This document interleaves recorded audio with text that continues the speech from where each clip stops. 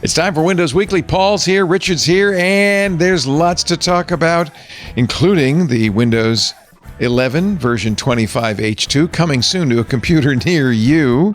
We'll also talk about new builds in the Insider program, a new processor from AMD, and Microsoft Copilot. It's not just for amusement anymore. That's coming up next on Windows Weekly. Podcasts you love. From people you trust. This is Twit.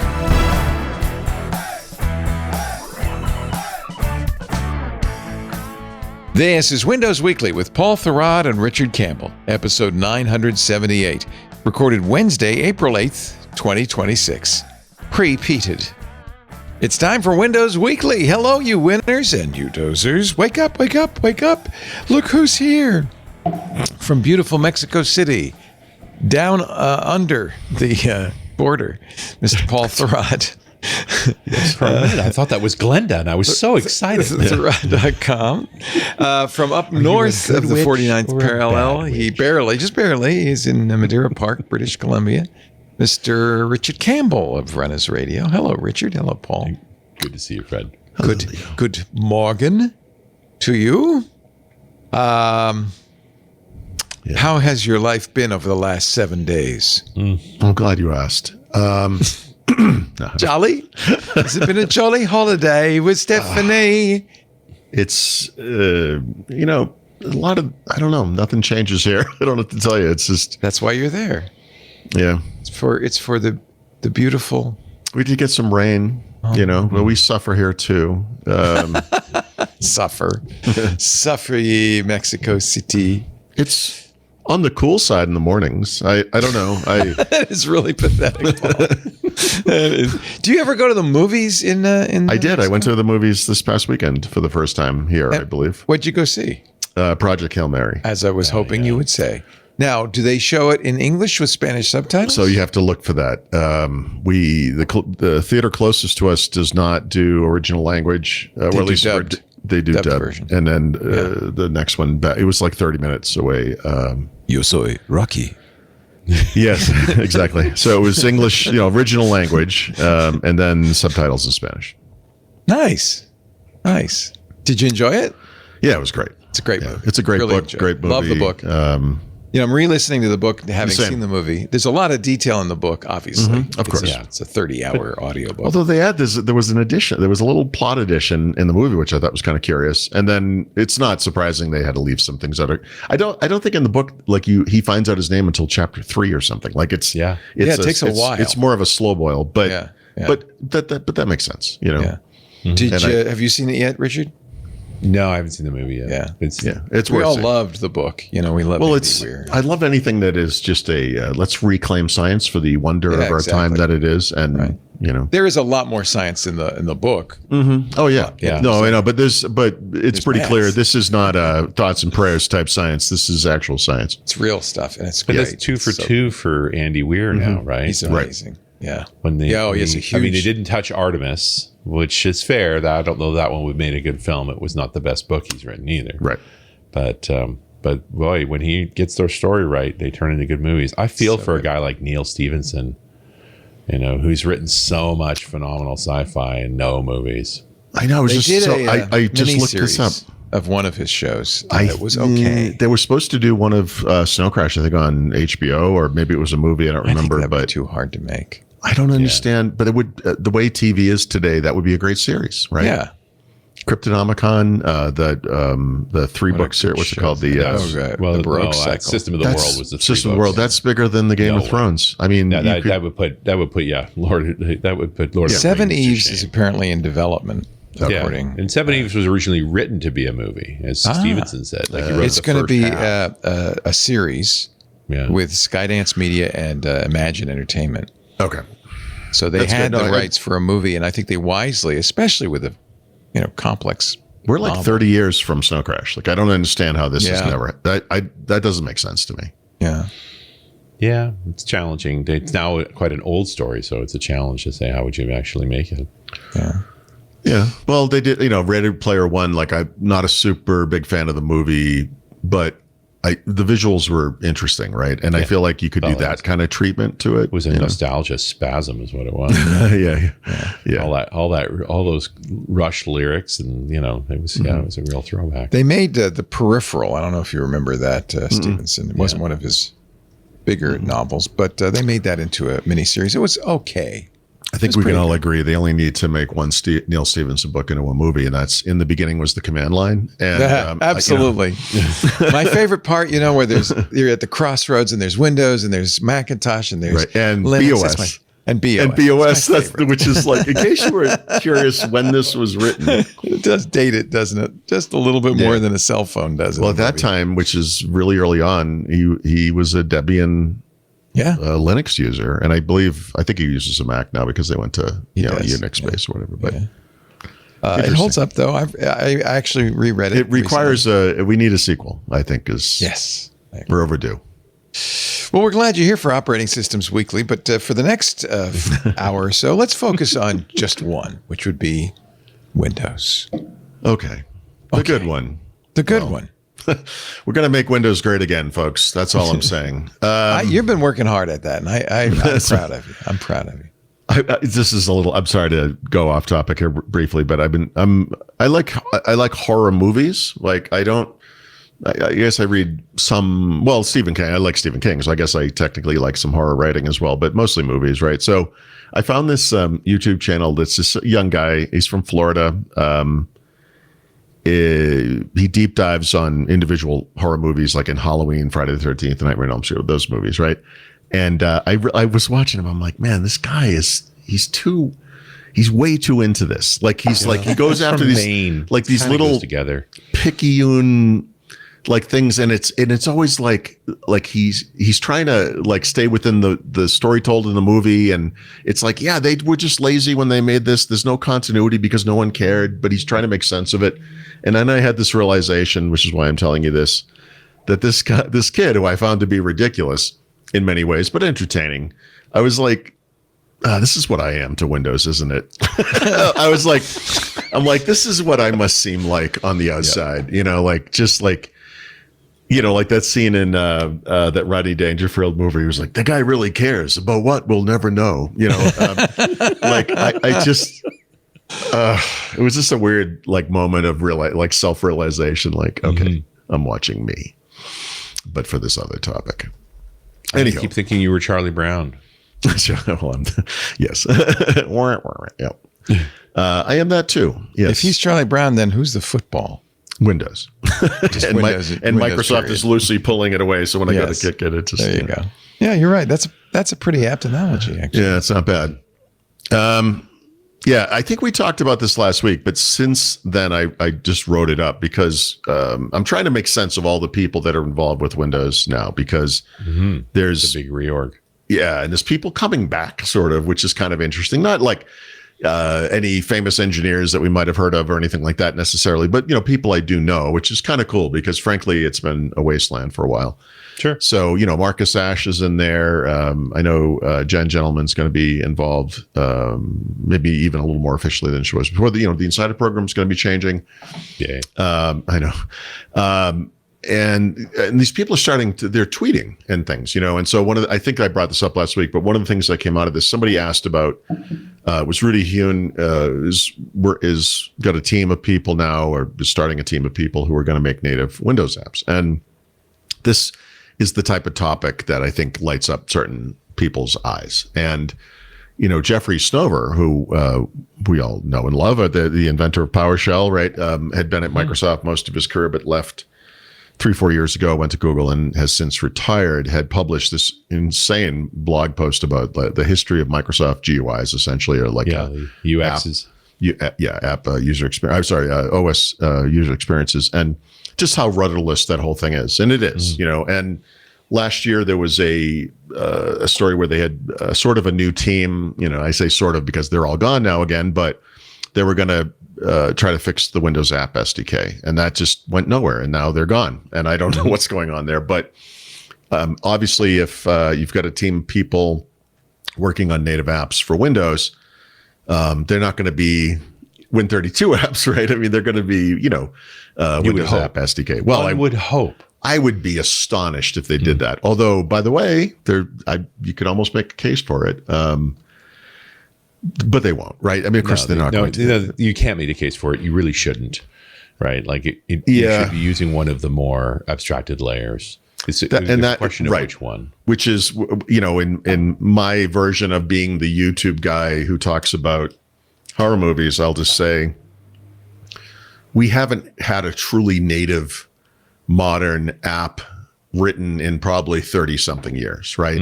That everything in the Windows world when it comes to apps is technically a thing on a thing, or a thing on a thing on a thing on a thing, Look, it's turtles all the way down, and that's intentional. Yes. Right. To do this, you know, and you think about what the Windows landscape actually is when you throw ARM into the equation and, other potential platforms. Like, you don't want to box yourself here either. Don't make a future problem. This is the thing that I'm concerned about, this promise for native apps, because I think I understand where it comes from. It's probably good marketing in certain circles, but I think it's a mistake to even use that term, because none of these things are native, not really. And yes, you can get further away. That's what makes it such a good term now, because you don't know what native is anyway. All you know for sure is you're unhappy with the current apps, and so we're going to deal with it. Yeah, and if you want to, you're right. Look, back in the day, and by that I mean like a week ago, the truly pedantic would have argued, well, there's no such thing as native unless it's machine code, or it technically, even assembly language is an abstraction of sorts. Over ones and zeros. I'm literally going to create a particle accelerator that's going to organize electrons on your screen for you. Okay? Native enough? Yeah, right, exactly. So I don't know. I get worried about these kind of nebulous promises, which are problems, but and also just the sheer disconnect between just people who have that knee-jerk reaction to AI, which obviously you understand to some degree, or a knee-jerk reaction to things like web apps, which again you sort of understand to some degree, because you don't actually care what the technology is. You care about how it works. That's right. And if you could use whatever framework, language, whatever it is, technology stack, and you make something that looks like a native app, if that makes sense, or looks modern, runs normally, and multitasks, has all the system features, et cetera, copy paste, whatever. You only notice when something's off, right? Yeah. And so I don't know why we care about this. And I know I mentioned this last week, probably, or maybe the week before even, but when Microsoft talks about doing things like replacing non-native components of the start menu, I say, I get that. Like, this is going to probably be an improvement, because those things are written in JavaScript. They're probably not very efficient. They don't need to be a cross-platform tech. It doesn't make sense. It's also not the code running on the PC that matters here. It's that it makes a trip out to the web. Yeah. And that's the problem. Yeah, it's not. And by the way, while it's doing that, you get to do nothing. So please stand by while we deal with you get to do something. You get to wait. Lucky you. Oh boy! By the way, I just saw this headline. Julia Liuson, head of Microsoft's Developer Division, is going to resign. She's retiring. Yeah. Okay. Yeah. To an advisor role at the end of June. I'll have to look into that during the break. But I'm sorry, I knew about that. Okay. Yeah. That's kind of a big one, by the way. It's been coming for some time. Okay. I feel like a lot of things have been coming for some time when it comes to this kind of stuff. Anyway, so yes, I guess my point here is only, don't get your hopes up too high here. The stuff that's in Windows, if you think about what you as an individual uses every single day, there's probably only a handful of apps, honestly. I can't think of one that needs to be rewritten in anything native. That is a problem. I don't quite understand the push here. The problems I see in Windows from an app perspective are things like File Explorer, where the app itself is very slow. Yeah. And I think it's because of that weird hybrid Again, it doesn't matter why. The only point that matters is Windows isn't sufficiently responsive for the amount of money I spent on this hardware. Like, why am I waiting? Right. Like, there's a mantra here. Stop interrupting me. Yeah. No pop-up dialogues. Like, do not interrupt what I'm doing. You are here for me, not the other way around. I don't think Windows ever got that memo. No. This was it just did this to me today. I wish I could think of where you're doing, this has been a problem in Windows since there's been a Windows. You're typing or you're doing something, you're mousing or whatever it is. I'm literally mid keystroke. And something, it comes right in the front. And it's like, dude, what are you doing? And just as I hit the enter key on and then whatever you sentence I was accepted writing, something, and or now it just went away. Yeah, that makes me insane. Furious. Yes. So I'm not saying other operating systems don't do that. I used to always use the example of Mac OS 10, which doesn't do this anymore. But the way it used to work was when there was a notification, the little dock icon would bounce, but it wouldn't bounce. It wouldn't stop bouncing until you addressed it. So it would just sit there. So you're trying to work. That was pretty annoying too, I must say. And I remember having this conversation with a friend who worked at Microsoft at the time, and I was telling him how stupid this was, and he's like, "No, that makes sense, you know." And I said, "It really doesn't." And I went in front of his face. I was like, "Tell me when this gets annoying." Trying to watch TV? What are you doing there, big guy? You are so annoying. Can you focus? Let me know. You know, your feature is not more important than what I'm doing right now. Yes, yeah, precisely. But it's a commercial operating system. Microsoft has things to sell you, right? Yeah.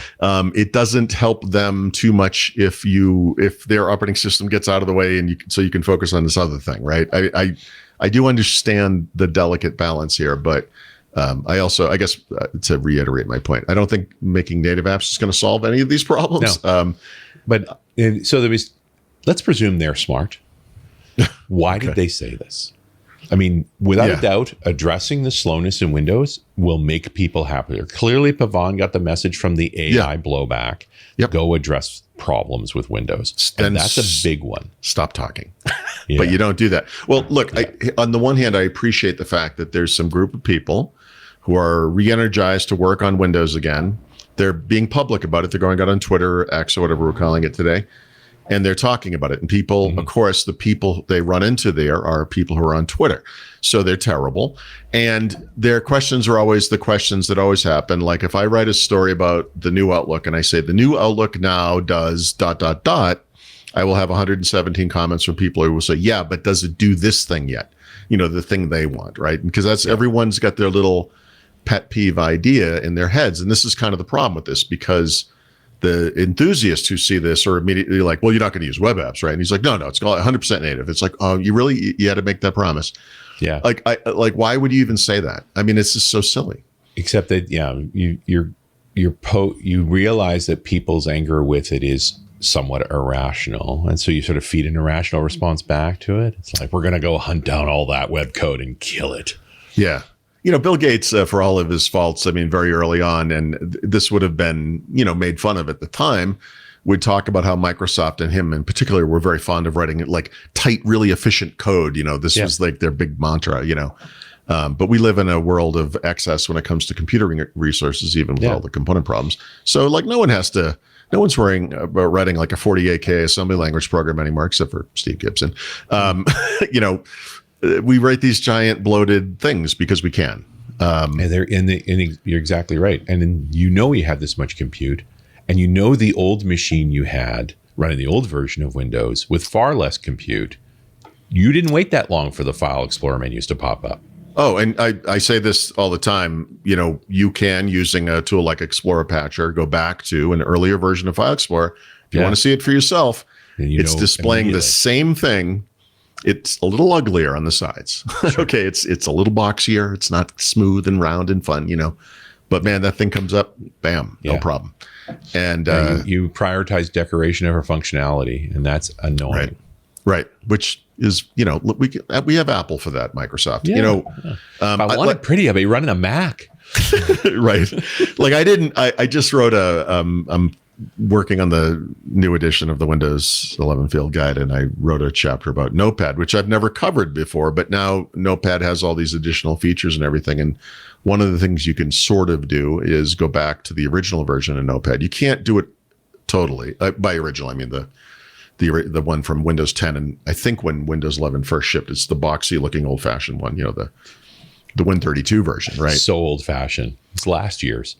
Yeah. Well, it doesn't look modern, and it doesn't have tabs. It doesn't have all these new, it doesn't have AI writing features. It doesn't have Markdown support. Doesn't blah, blah, blah, whatever. Notepad. It's just a text editor. It's basically the same app that's been in there since Windows NT and the first version. And, obviously made other updates, but But you can do it if you want. And in that case, I would say you're just biting your nose to spite your face. Like there's no real reason for that. You can turn off most of the terribleness in the new Notepad, so to speak, the modern Notepad, but you can't turn off the UI. Like that's one thing you can do with File Explorer still, which now that Microsoft knows we can do that, we'll probably get rid of that. But I could make the case for replacing File Explorer. I can't make the case for replacing Notepad, I guess is what I'm trying to say, if that makes sense. People want what they want. If it ain't broke. I think ultimately this is about people want Windows to suck less. Which is right. And by the way, I do think at the end of the day, by which I mean, I guess the end of the year, by the time the next version ships, they will have achieved that to some degree, but it's not going to hit on every single little picayune thing that is your pet peeve, whatever. And I think it's never going to pass any native purity test of any kind. No, we're not. We haven't done those in a while. Although maybe they're coming back, who can say? But yeah, not in Windows. In Windows, honestly, this should be touted as an advantage. There are so many different ways to write apps. Microsoft made many efforts over the years to kind of meet developers where they were. Mm-hmm. So, if you want to make an app that runs on Windows for whatever reason, you have a lot of choices. And yeah, that can be confusing. But if everything works properly, and it doesn't always, it shouldn't matter to people using it, right? Because like you said, you notice when you're waiting, and it's like, and herein lies the real problem, right? It's the old, I can get a C or an F thing, right? If you don't notice it at all, it's working perfectly. You only notice it when it isn't. Yep. Right. So you can never get an A. You can only get a C. That's you right. Get an F. Right. And then it's easier to blame JavaScript than you did that dumb thing. This is a very human thing, right? This is not a technology issue. This is just the way we are as people. We are prone to complaint. I mean, if anyone who's worked in customer service knows 90% of the feedback you get is just people complaining about something that went wrong. And it's not always your fault and blah, blah, blah, whatever. But the thing is, like, I know this. Like, I've known this forever. I write about this. I think about this a lot. I have my own little stupid business, which is also just a fountain of negative feedback. And even I, knowing this, do the same thing where, you could have a complaint about something that occurs every single day. And every day you're like, God damn, this thing, it's terrible. This thing's, doesn't work. And then one day it starts working. And then a couple of weeks go by and you're like, oh, this has been working fine. I didn't even notice. Yeah. And it's just like, it's a hard trap not to fall into. No. I was very anti-new Outlook for a very long time until you bullied me into trying it. And then eventually a few weeks went by and I'm like, hey, I haven't turned this off yet. I'm not saying I'm happy. I'm just saying I'm not furious. I want to be clear that if there's something named Outlook, I don't care where it is or what it is, I will not use it. Listen, both of them have been to space and both of them failed. So, Yep. They did eventually figure that out. They figured it out. Yeah. Oh boy. Anyhow. Okay. So I think we talked about this a little bit last week too, but I first learned about this from a headline, which was sort of what I alluded to in the notes. I think, Microsoft is forcing. I've seen that everywhere. In fact, I think Steve talked about it yesterday. It's like, guys, this is just the normal life cycle milestone thing that Microsoft does, where once any version of Windows falls below a certain threshold for having compatibility issues compared to the previous version, they put people onto that. And by people, I mean people. So you're an individual, you're running home or pro, and you're probably, almost certainly on 24H2.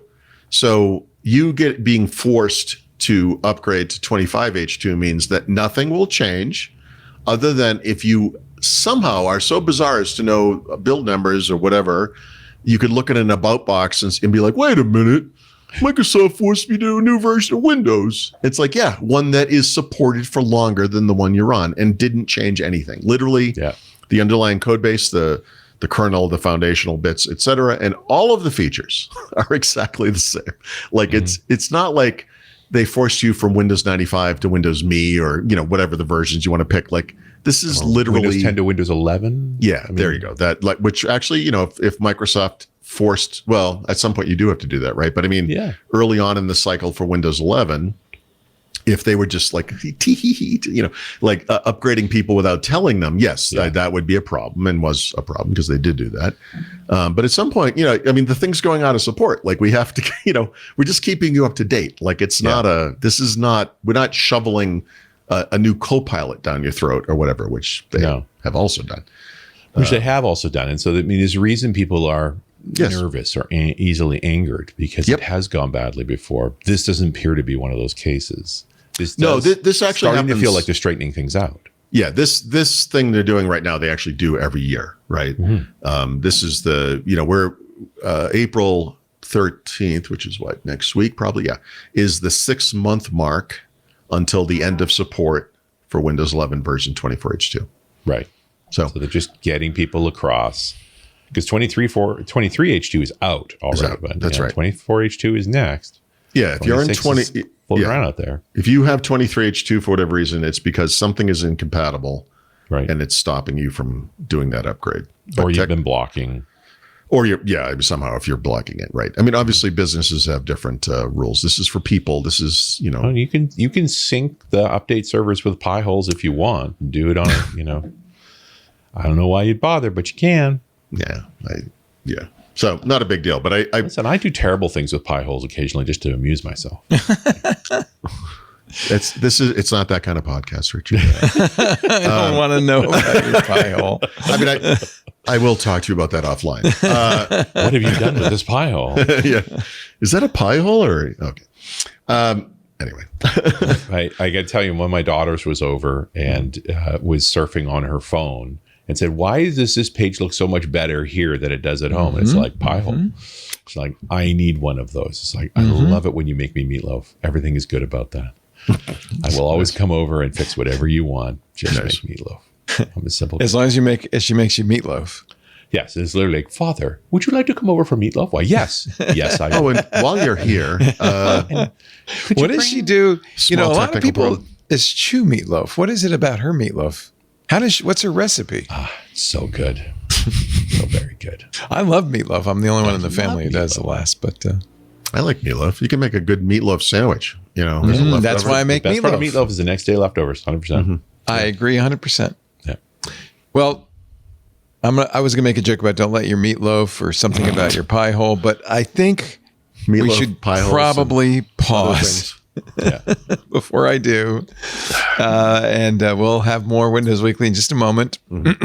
But first, a word from our sponsor. How about that? Zscaler, the world's largest cloud security platform. We talk about AI all the time. The potential rewards of AI in business are too great to ignore, but so are the risks.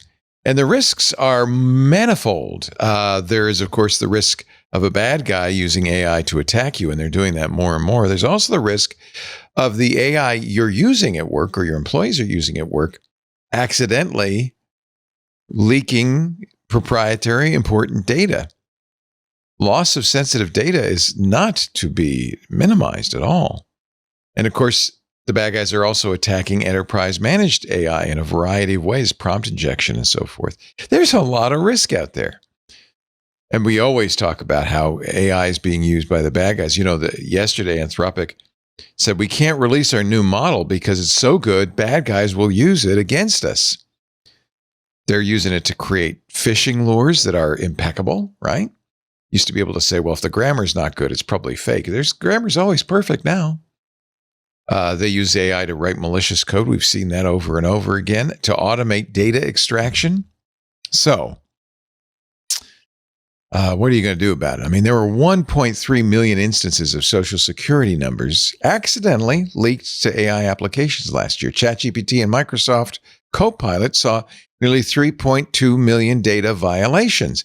And that's just inadvertent, release of proprietary information. You put your tax return in an AI, and all of a sudden everything has been revealed.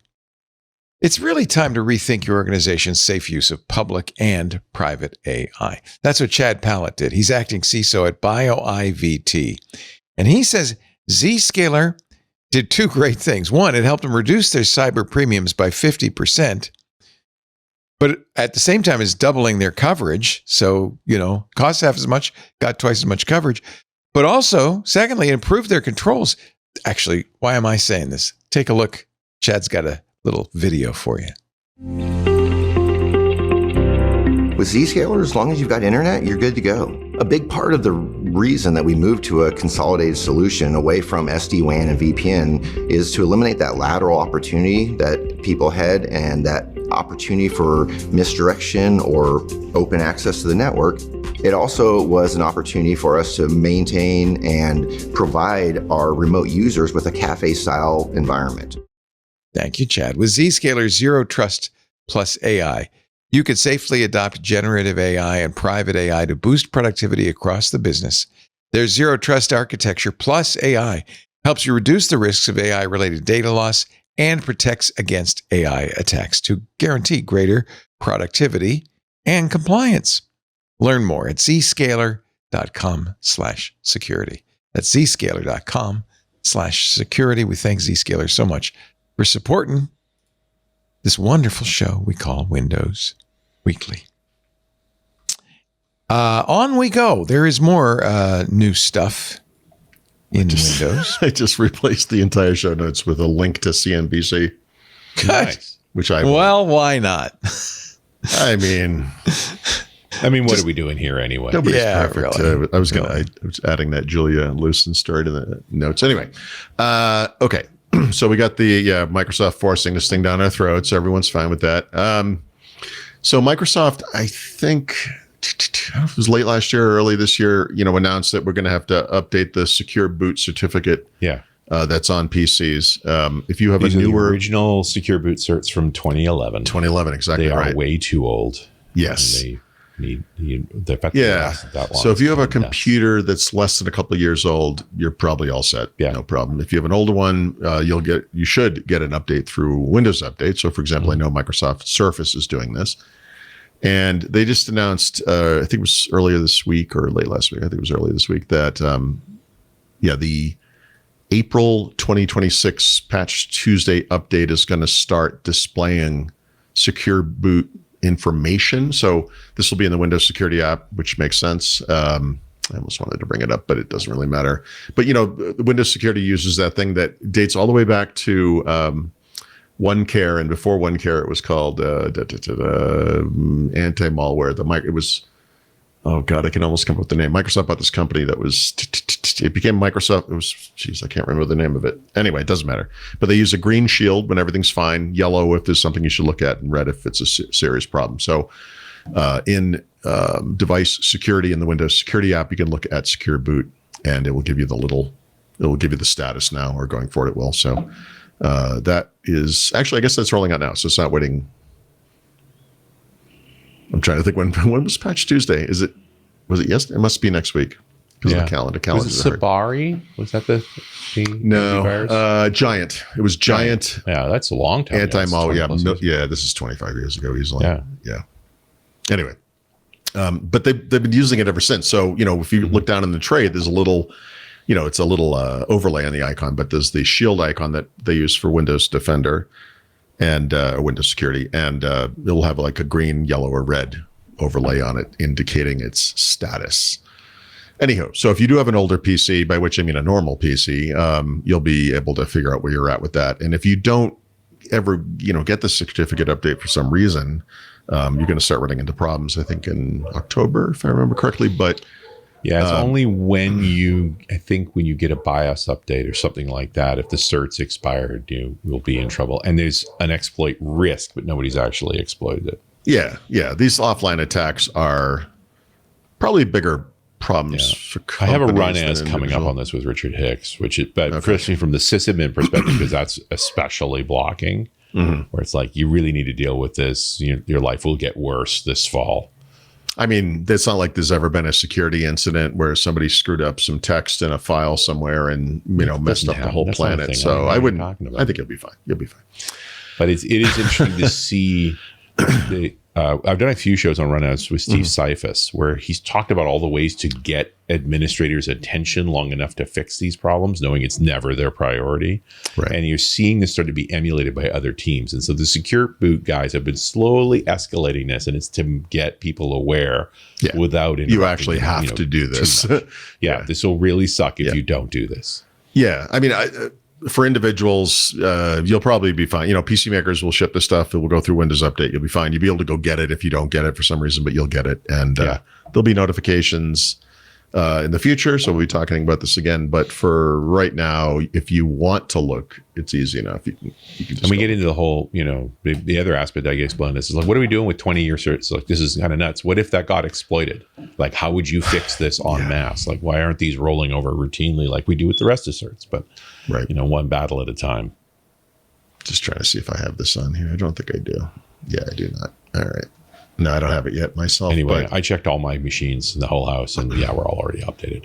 And that's probably most people's experience if you're allowing updates and so forth, and your hardware is of this decade, you're already done. It's a non-event for you. Or, as I will soon report, Microsoft is force updating the certificate on you. So, you can look forward to that. Yeah. I don't know.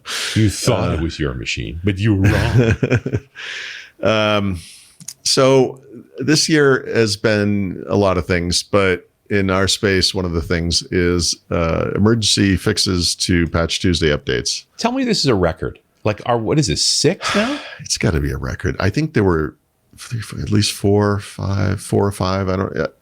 So the only good news here is that. No, that's not true.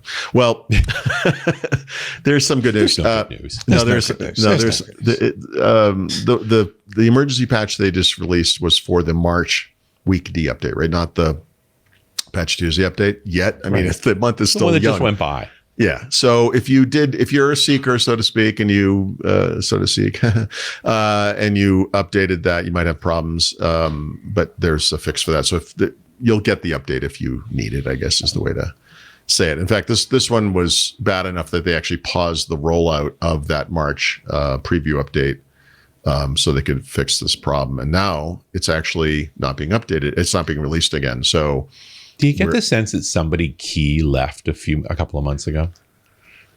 Yeah, and he took the book with all the instructions with him or something. Like it definitely he did some secret sauce. That nobody seems to know about now. That's like if you said to me before January, if you were like, hey, when was the last time Microsoft released an emergency patch, what they would call like an out of band update or whatever for a Patch Tuesday update? I'm like, did they do that this year? I don't, this year it's been it's been nonstop. And part of the problem here is that, again, on the admin side of the equation, we're now very much in a place where, especially with AI tools, the rate of exploit of a 0-day is so very high that you're better off taking the patch and dealing with the possible consequences than you are not taking the patch, except for the past 3 months. I was going to say, except eventually that will become its own form of risk. But yeah, you're right. I mean, you are right. But you talk to these people all the time. Admins don't want to do this. This has been the push and and suddenly they have a pile of evidence. Like, it's been years of this being a non-event. I don't know what you're worrying about. And now it's like, look, see. Do you know how many emails I get the next time they put out an emergency patch? Hey, look, it took them 25 years, but Microsoft has finally made admins forget about Windows 2000 Service Pack 2. So I mean, in some ways this is good news. We have more recent grievances, I guess. I don't know.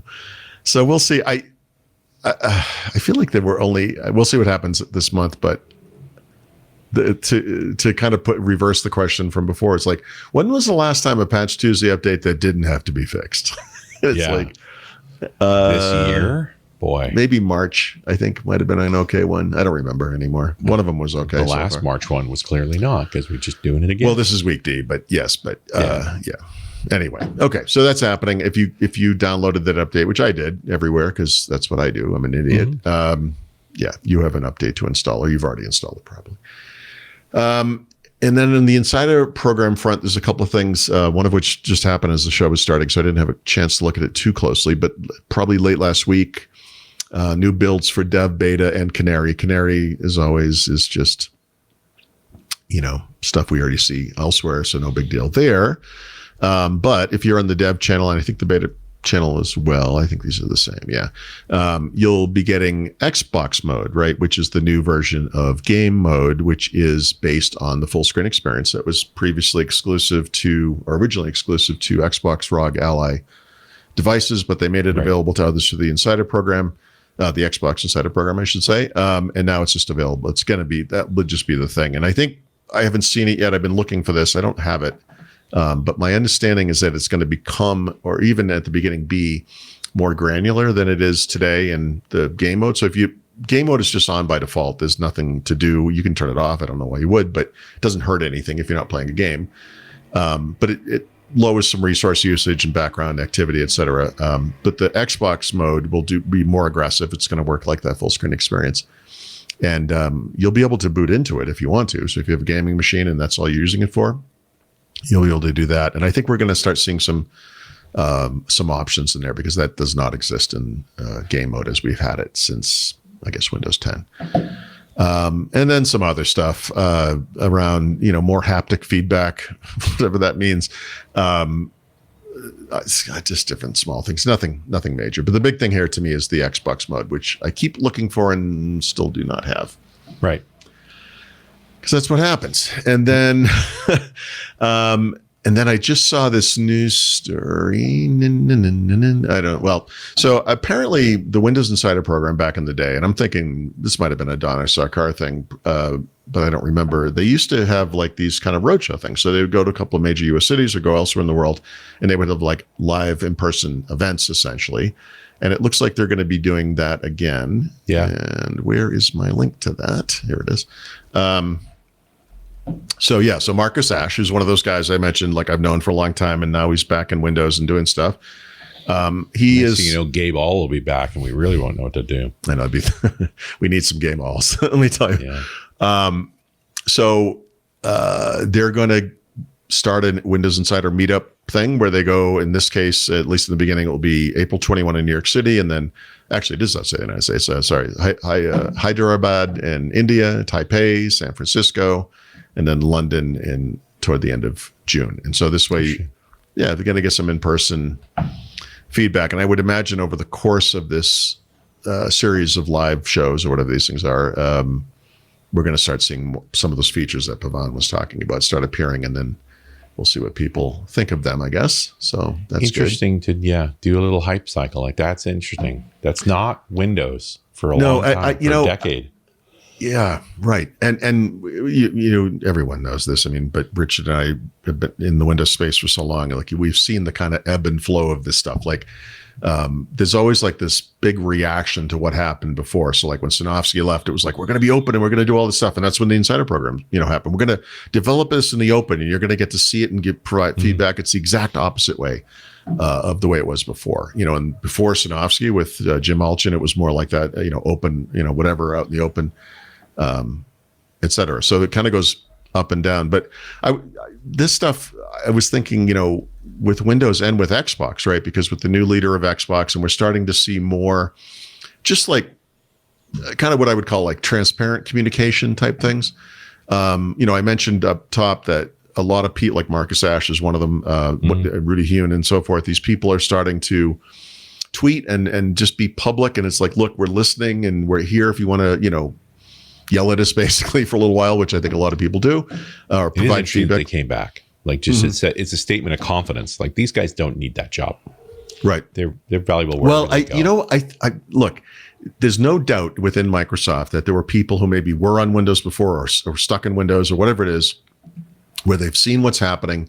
They agree with the complaints they've seen on the outside. They were powerless to stop anything. Yep. Or help or whatever. And now there's like, look, okay, we're going to actually fix this thing. And now they're like, good, thank you. And now this is very gratifying, I think, for these people. Yeah. And I think we're seeing this on the Xbox side as well.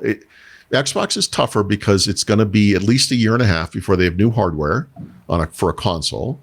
And so you have to think about, like, I don't know how they're going to tread water for the next 18 months or whatever, but they're going to dribble out stuff. And we'll talk about one of those at the end of the show, where it's not like fan service. That's not fair. But it's basically like people are actually looking at the complaints that people maybe, customers have been making for years in some cases. And it's like, we can actually fix this now. Why don't we just fix this thing?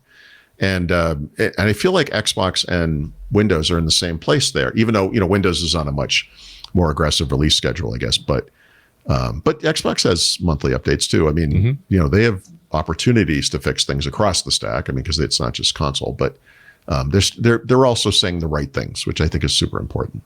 Yeah. Okay, so there's that. And then this isn't related to Windows in the slightest, but because and apparently this wasn't the first time this happened, but the component shortage thing is so bad, and it will now absolutely extend into 2027. Sure. That even Raspberry Pi has had to to raise prices, on these low-end, computer boards that they make and little kits and so forth. And these price increases, these are for things that cost under $100 in most cases, but the prices are going up $25 to $100 depending on the model we're talking about. It's RAM is RAM, man. One of the reasons you got the price down so low is you used common components. Right.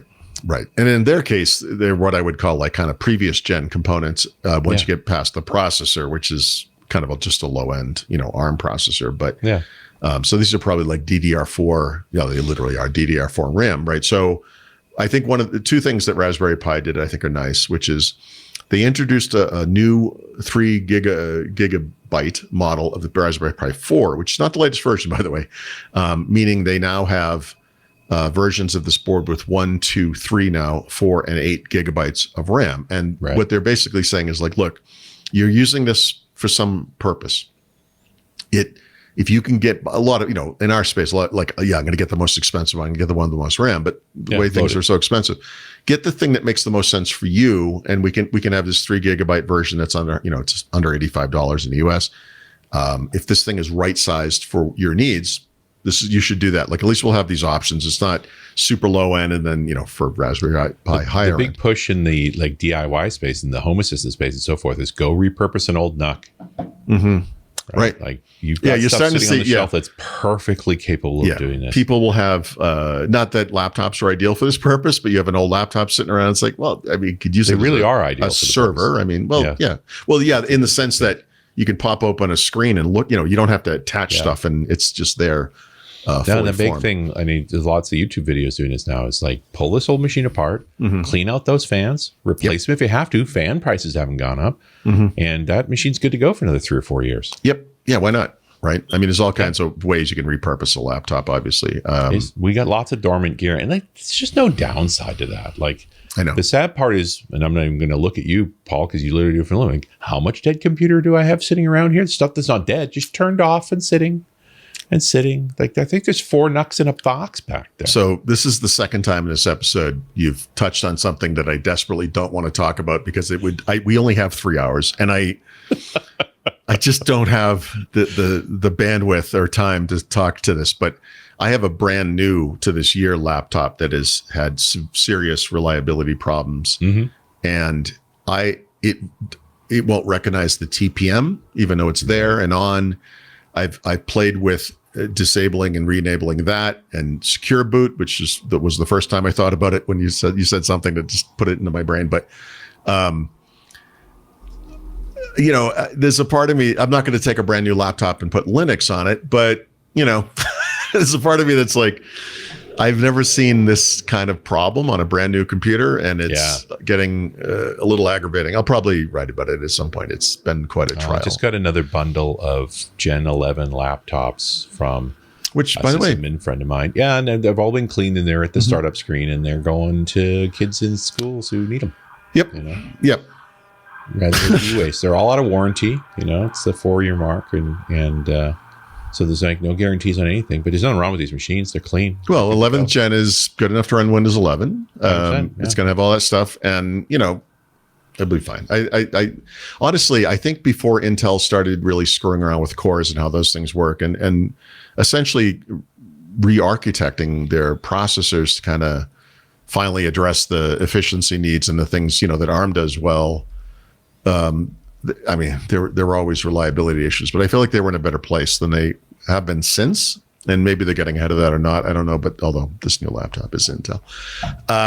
Anyhow, the other thing that Raspberry Pi did that I thought was very nice, and I'm surprised even that they went there, but what's the guy's name? Even Upton, the guy who runs Raspberry Pi, said, look, everything is temporary. I mean, we don't know how long this is going to last, but eventually prices are going to come down.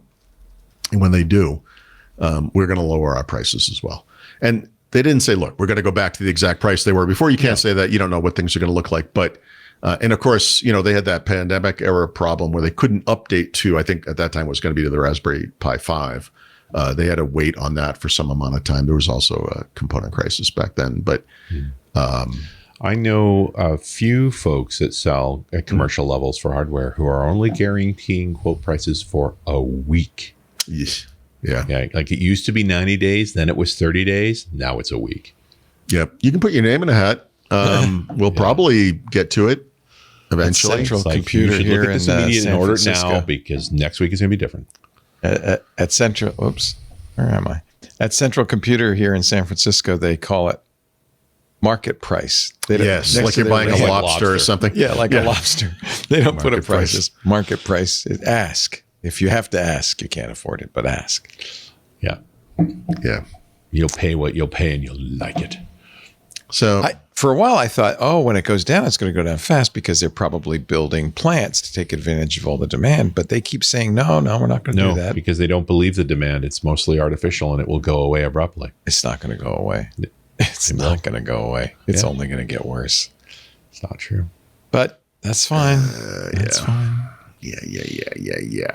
Yeah. Anyway. The reality is building a new RAM plant is a 5-year proposition. And when they look at consumption, it's expensive in 5 too. years, I'm sure it's like a fab, right? No. But I just don't see it. Why do you think it's delusional? Because they're over ordering, right? They're trying to build as many data centers as they can as fast as they can. Yes, they can. Yes, they are. So these companies are going to be point, like selling RAM on the black market at some point at like crazy Eddie prices because it's we don't know why They're already doing that. What those companies are looking at is what happened to guys like Global Crossing and things that were laying all the fiber at the end of the dot-com boom, and they all went broke because they were overcommitted. And they're going, that's not going to be me. Right. We'll see what happens. I don't see AI's demand for compute going down in any time soon. Yeah. They're getting more efficient, and it is actually. Yeah, I mean, right. The problem is the supposed demand or whatever is so much higher. It's like we haven't crossed that. That line on the graph where it's very much compute constrained right now. And with this new Mythos, they're going to charge so much for it. And Anthropic's really had to. We've yet to see a single one of these RAM companies buy into that. I know. So are they all wrong? It seems unlikely. Yeah. At least one would be taking the flyer, but no. Right. Yeah, if I were one of them, if I was SK Hynix or somebody, I'd say, let's just take a chance. Let's spend the $5 billion, see what happens. See what that's Microsoft's strategy. Why not? It's working out good for them. Oh wait, I don't know.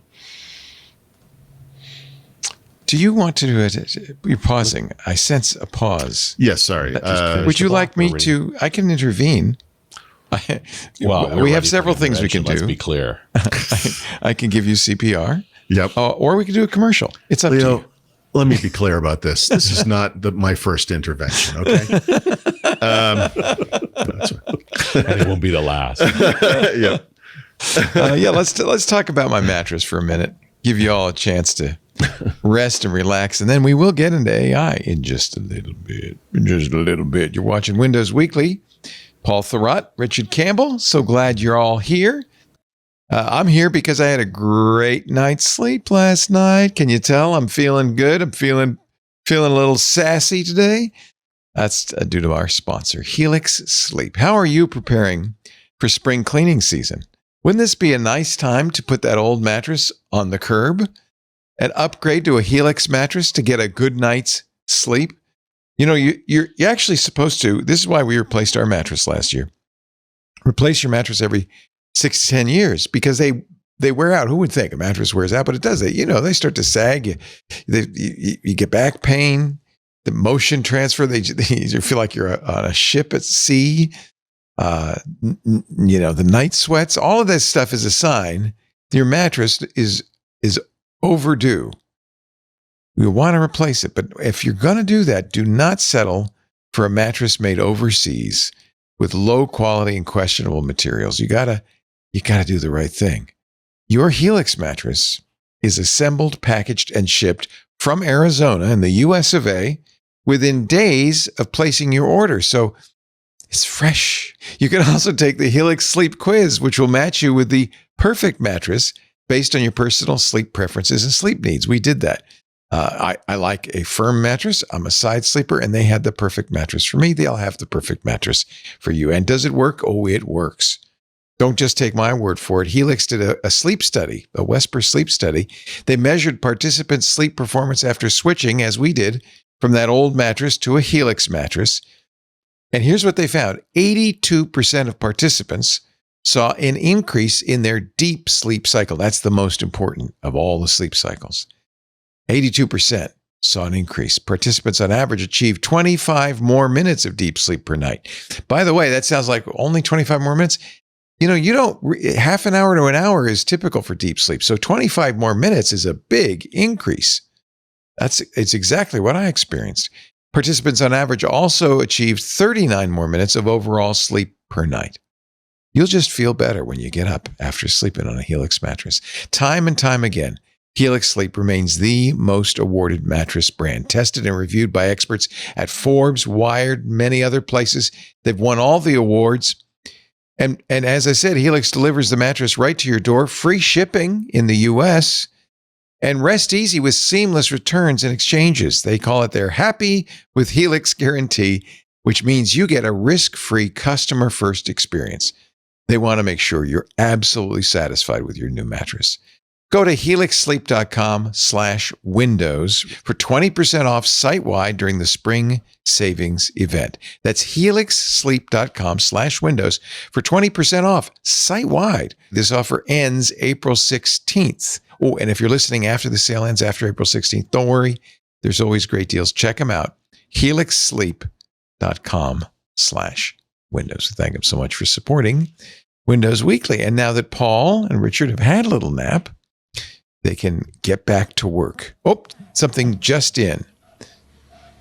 I got an email from AMD about the pricing on, where's the thing? The Ryzen 9 9950X 3D2. You all remember?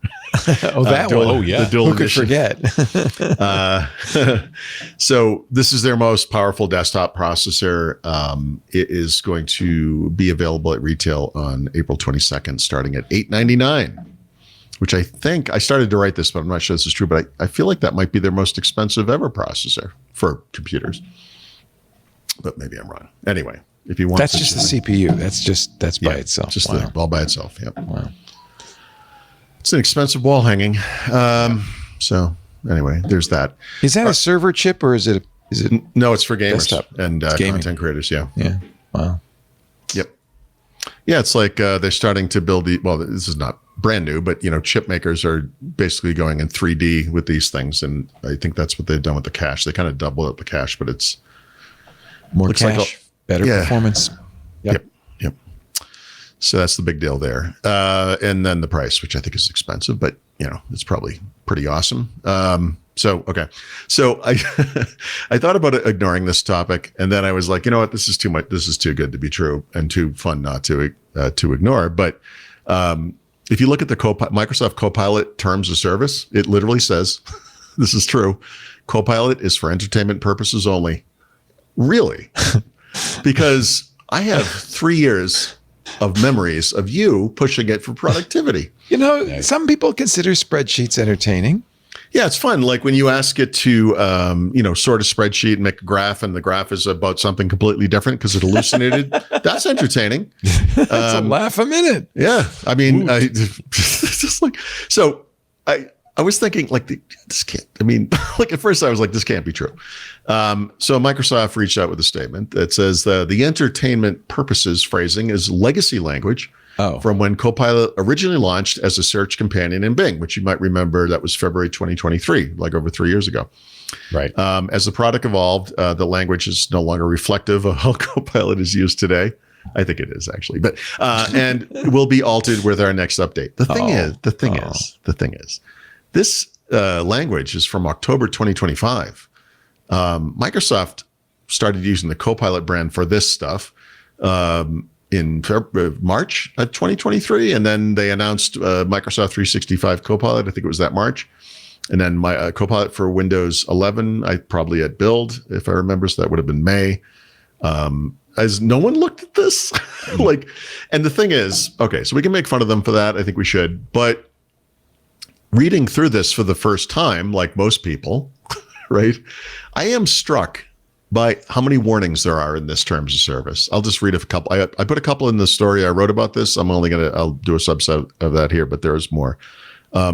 Copilot tries, but it can make mistakes. Is language in this thing? It says that. Wow. It's not I'm not paraphrasing. That's what it says. Copilot may give you wrong information. You might see responses that seem convincing, but are incomplete, inaccurate, or inappropriate. Okay. Mm-hmm. We make no guarantee or promise about how Copilot will operate or that it will operate as intended. My favorite one, though, is in all caps. This literally is all caps. For the sake of clarity, we do not make any warranty or representation of any kind about Copilot. Yikes. Seriously? So look, Microsoft is not unique in this capacity. Everyone's doing it, so to speak, but Microsoft has very chaotically and aggressively pushed Copilot and /AI across its stacks for 3 years now. To the point where it's very clear there was no real strategy ever anywhere, and that the idea was just get it out there. They have this effort internally with Microsoft AI to make their own models and lessen their reliance on OpenAI, which is going to be the worst divorce of all time when that happens, and it will. But I also feel like the kind of uniquely toxic and bizarre what am I looking for here? Way that Copilot or that OpenAI does things, that the corporate culture, so to speak, the corporate lack of culture, infected Microsoft. That they saw the promise in this and they just kind of fell for it, hook, line, and sinker. And now we have whatever the number. How many Copilots do we have? 117, or whatever the number is. How many times or places does the Copilot icon appear arbitrarily throughout Windows 11? Just to look at something very specific or whatever. I mean, okay. So get rid of the entertainment bit, but what about this other stuff? In the old days, so to speak, AI is not a product, it's a feature, and it's a million features that spread out across the stack, so to speak. But they market it as a product. They sell it as a product. They have been doing so before it ever did what they said it would do. I mean, it's kind of bizarre to me that, it'd be like, hey, we added spell checking to Word. It's going to make mistakes. It doesn't know how to spell. It's going to use other languages sometimes. It's your fault. You chose to use it. It's a bizarre stance to take. And I feel like at some point we have to get it to where they don't have to have this language in here, right? I mean, it's actually... So the entertainment thing, entertaining, but the other stuff is I get it. Like a lot of this is lawyerese, like Microsoft is absolving itself of all blame, but that's cute. It's like, you murder someone and you're like, well, I can't be held responsible. You saw the agreement that you never read that I gave you before I killed you. And, it's kind of on you, Don't know what you're on about, really. Yeah. It's bizarre. Anyway, so that happened. Microsoft, I'm losing track of time here, but last week probably announced more Microsoft AI created foundational models. So this is the Suleiman part of the business. These are the models that start with MAI dash. Remember they did one for, I think it was images a couple of weeks ago, which they're including in this list, but because they're rolling it out in different products. But there's an MAI Transcribe 1, which they describe as a state-of-the-art speech-to-text transcription model. MAI Voice 1, which is a voice generation model, which can now generate up to 60 seconds of audio in 1 second using custom voices, right? Of course. You train it with a short audio sample and it will start making your voice, because that's the world we live in. And then the MAI Image 2, which they announced, I don't know, maybe 2 weeks ago or back in February, March, whenever that was, is now rolling out in Copilot, and Bing and PowerPoint are going to be next for those as well. So, they're getting there. This is them making some progress in this space. But are they selling them Well, are they selling them? Or OpenAI ships a model, it's news, right? Like, yep. And it's just don't see. And most people are using Copilot using the OpenAI model, or they're doing development in Visual Studio through the Claude model. Like, where are these models outside of the Foundry? Yep. So the one thing not the one thing. One of the things I did not add to this article that I thought about briefly was, we all kind of make fun of Copilot, and, for good reason. But there is this future with Copilot where Copilot is a sort of what Apple's trying to do for consumers, like a front end for other AIs, some of which will come from in-house, some of which might be third party, some of which will be something because the person using it is paying for it over here, they can just plug it into this thing and use it in Microsoft 365 or whatever. Mm-hmm. So in each of these cases, not in each of them, but in some of them, they mention like where it is being used or will be used soon, that kind of thing. So I think for now, these are not, you don't subscribe to some Copilot tier and get access to MAI Transcribe 1 as a developer or something, and then you have like tokens you can use or whatever. I don't think it's like that yet, but I think it will. I think the point is they'll get it there. But maybe the thing you're getting to. I read this and say, okay, getting rid of OpenAI dependency is smart. Yeah. But also, are you going to make these viable? Yes. And I wonder if they're not promoting it because they don't want the cost.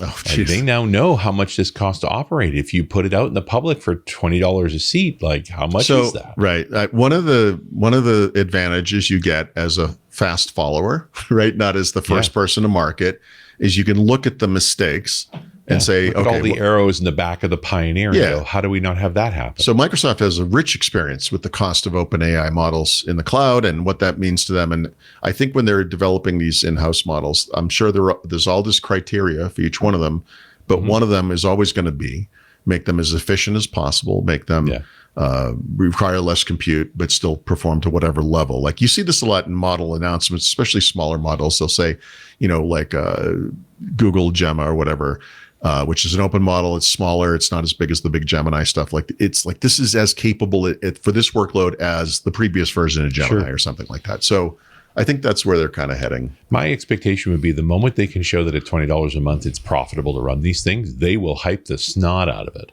Yeah. And the fact that they're not speaks to that it's not. And we're all chasing the question. But I also, are these break-even businesses? Like, are any of these companies actually capable of making money when they have to pay for the compute they're using? Right. My question is slightly different. It's like, are these things even businesses, right? Mm-hmm. So let's just say these Microsoft AI models, whatever the family is that they create over time, is this viable as a standalone business, blah, blah, blah, whatever. Probably not. But you can also look at the individual features of each of these models and say, well, where can we apply this stuff to whatever features we have in Microsoft 365 across all those apps? And that's kind of my point with the previous thing, which was that AI is not a thing you pay $20 a month for.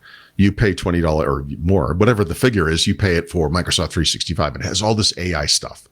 I think Microsoft, a company that really cannot brand anything, made a big mistake going out with a brand like from day one and making it a thing and like a point of sale. And it's like, no, you have these big software platforms. You should be promoting how you're making them better through a tiny, million tiny little AI enhancements everywhere. And this whole idea of choosing models and knowing what the model is and getting, any chatbot, there's some drop down where there's all these choices, and it's not just models. It's like, well, I want to make an image and I want it to go fast or slow, or I want it to, you can change the language, but it's adapting its model usage based on what you're doing. It should just do that. Yeah. I mean, like it's, Why do we have to that's pick? Right. That's orchestration. Yeah. This is a bizarre thing. We've talked about this about how, what are you going to call AGI at some point. It's like, I suspect it's going to be an orchestrator across a bunch of specific sized models, good at particular tasks. Right. And that's what it is. That you don't think about it, right? You just send out your thing. And there's not an AGI model. It's an orchestrator that works with maybe dozens or even hundreds of models and always does the right thing. And that's makes it truly smart. To me, that does sound smart. They've done this before. Richard is maybe better positioned than anyone to know and remember this stuff. But Microsoft at one point was going to rename everything .NET. Yep. Windows.NET, Office.NET, and it started to, went down that path. They did the same thing for ActiveX. But how is that any different from AI, right? It's like this underlying technology. If you're not a developer, why do I care as a Windows user that .NET's in this thing? Like, that's a weird thing to put in front of a person, know? If .NET is being used to make Windows or whatever else better, fantastic. Yeah. But to me, that's the story, not the .NET-ness of it or the AI. And it is an old Microsoft branding exercise to leap all over names like this. And I think in the case of Copilot, it has genuinely hurt some very good product by butting it up with a whole lot of quite bad product.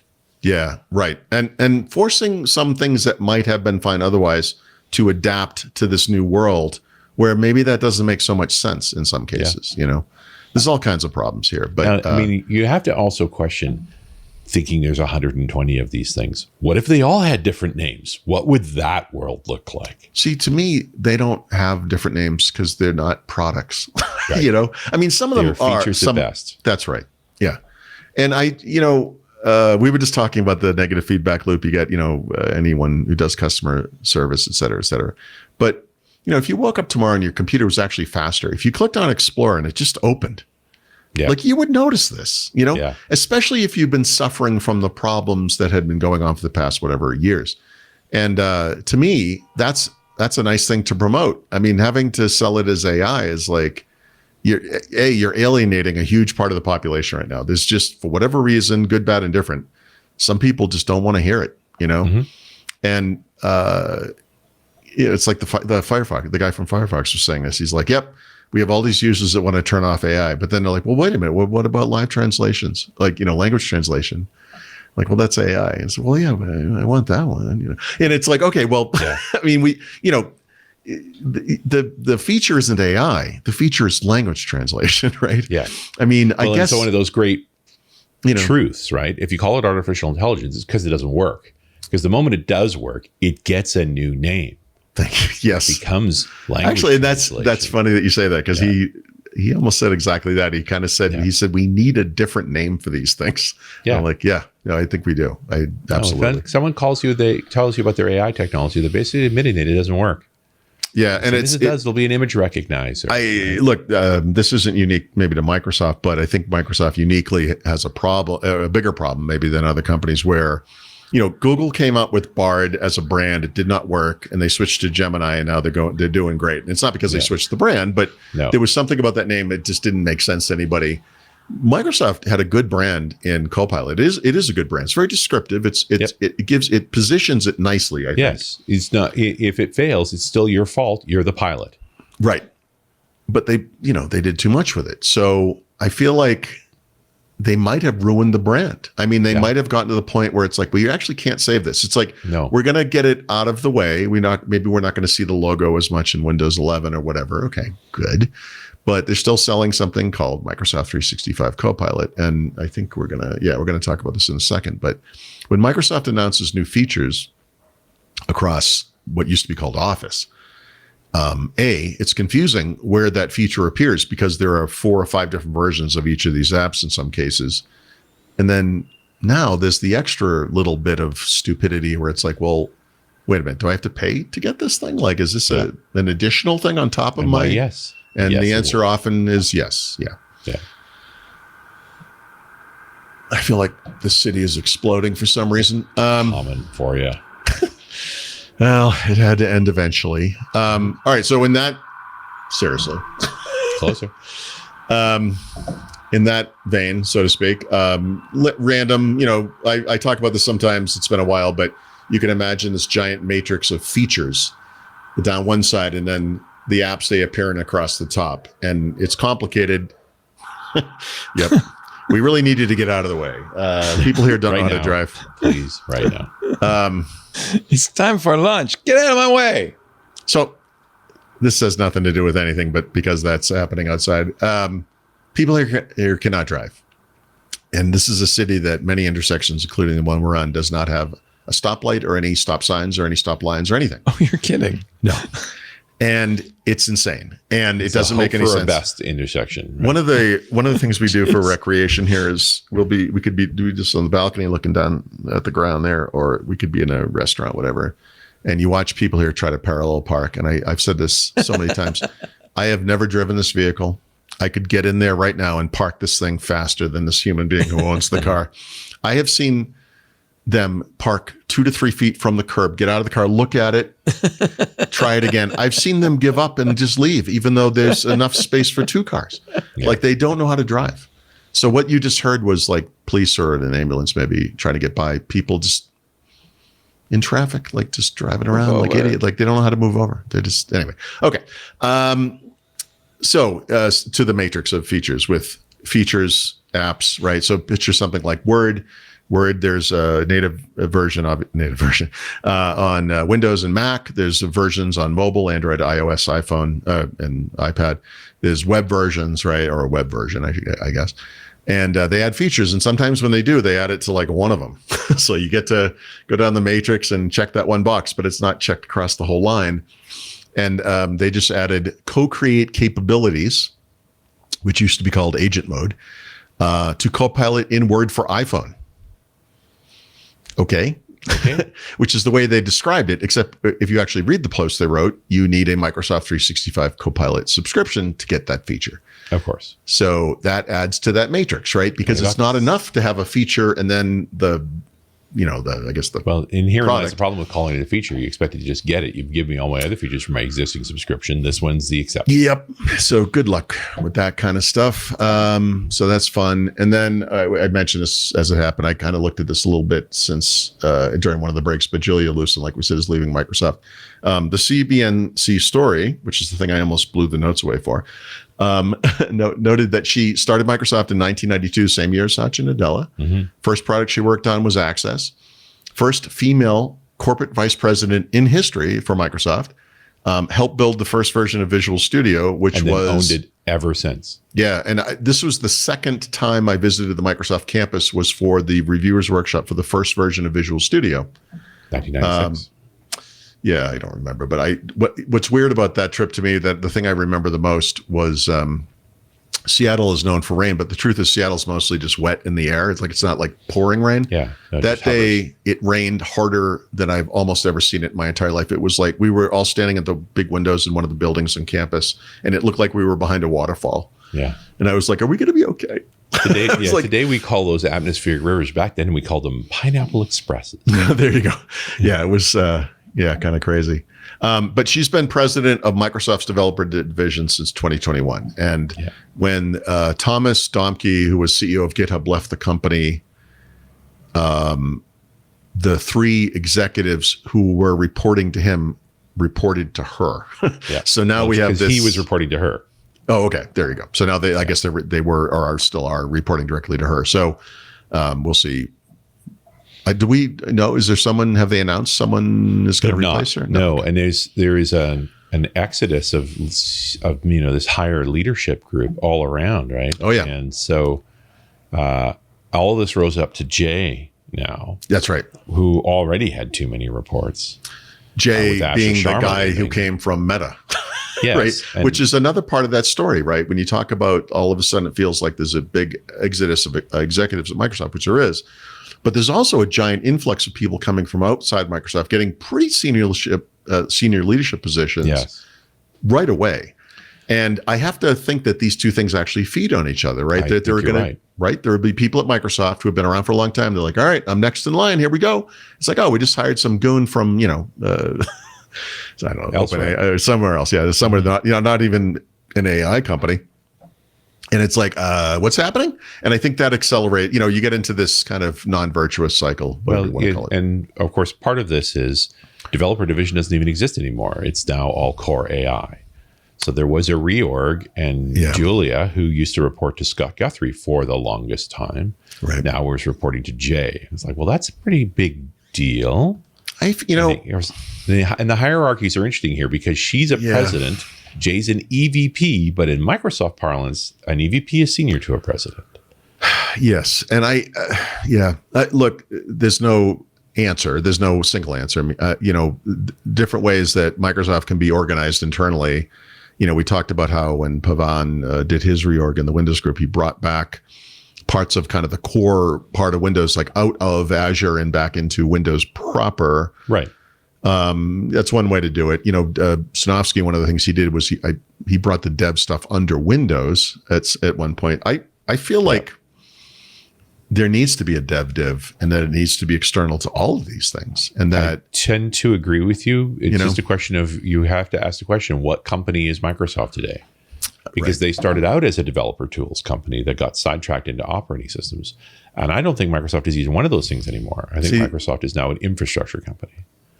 So I do agree with you, but I bet if you, Satya Nadella or whatever, forced to describe itself, Microsoft might say, we are a platform company. Sure. And that providing developers with the tools they need to develop whatever software services, whatever is that run on those platforms, is like a core part of the business that isn't just about AI. And maybe, in some cases it's literally software running on a device. In some cases it's up on a server, and it might be in a, AI server, whatever. But I don't know.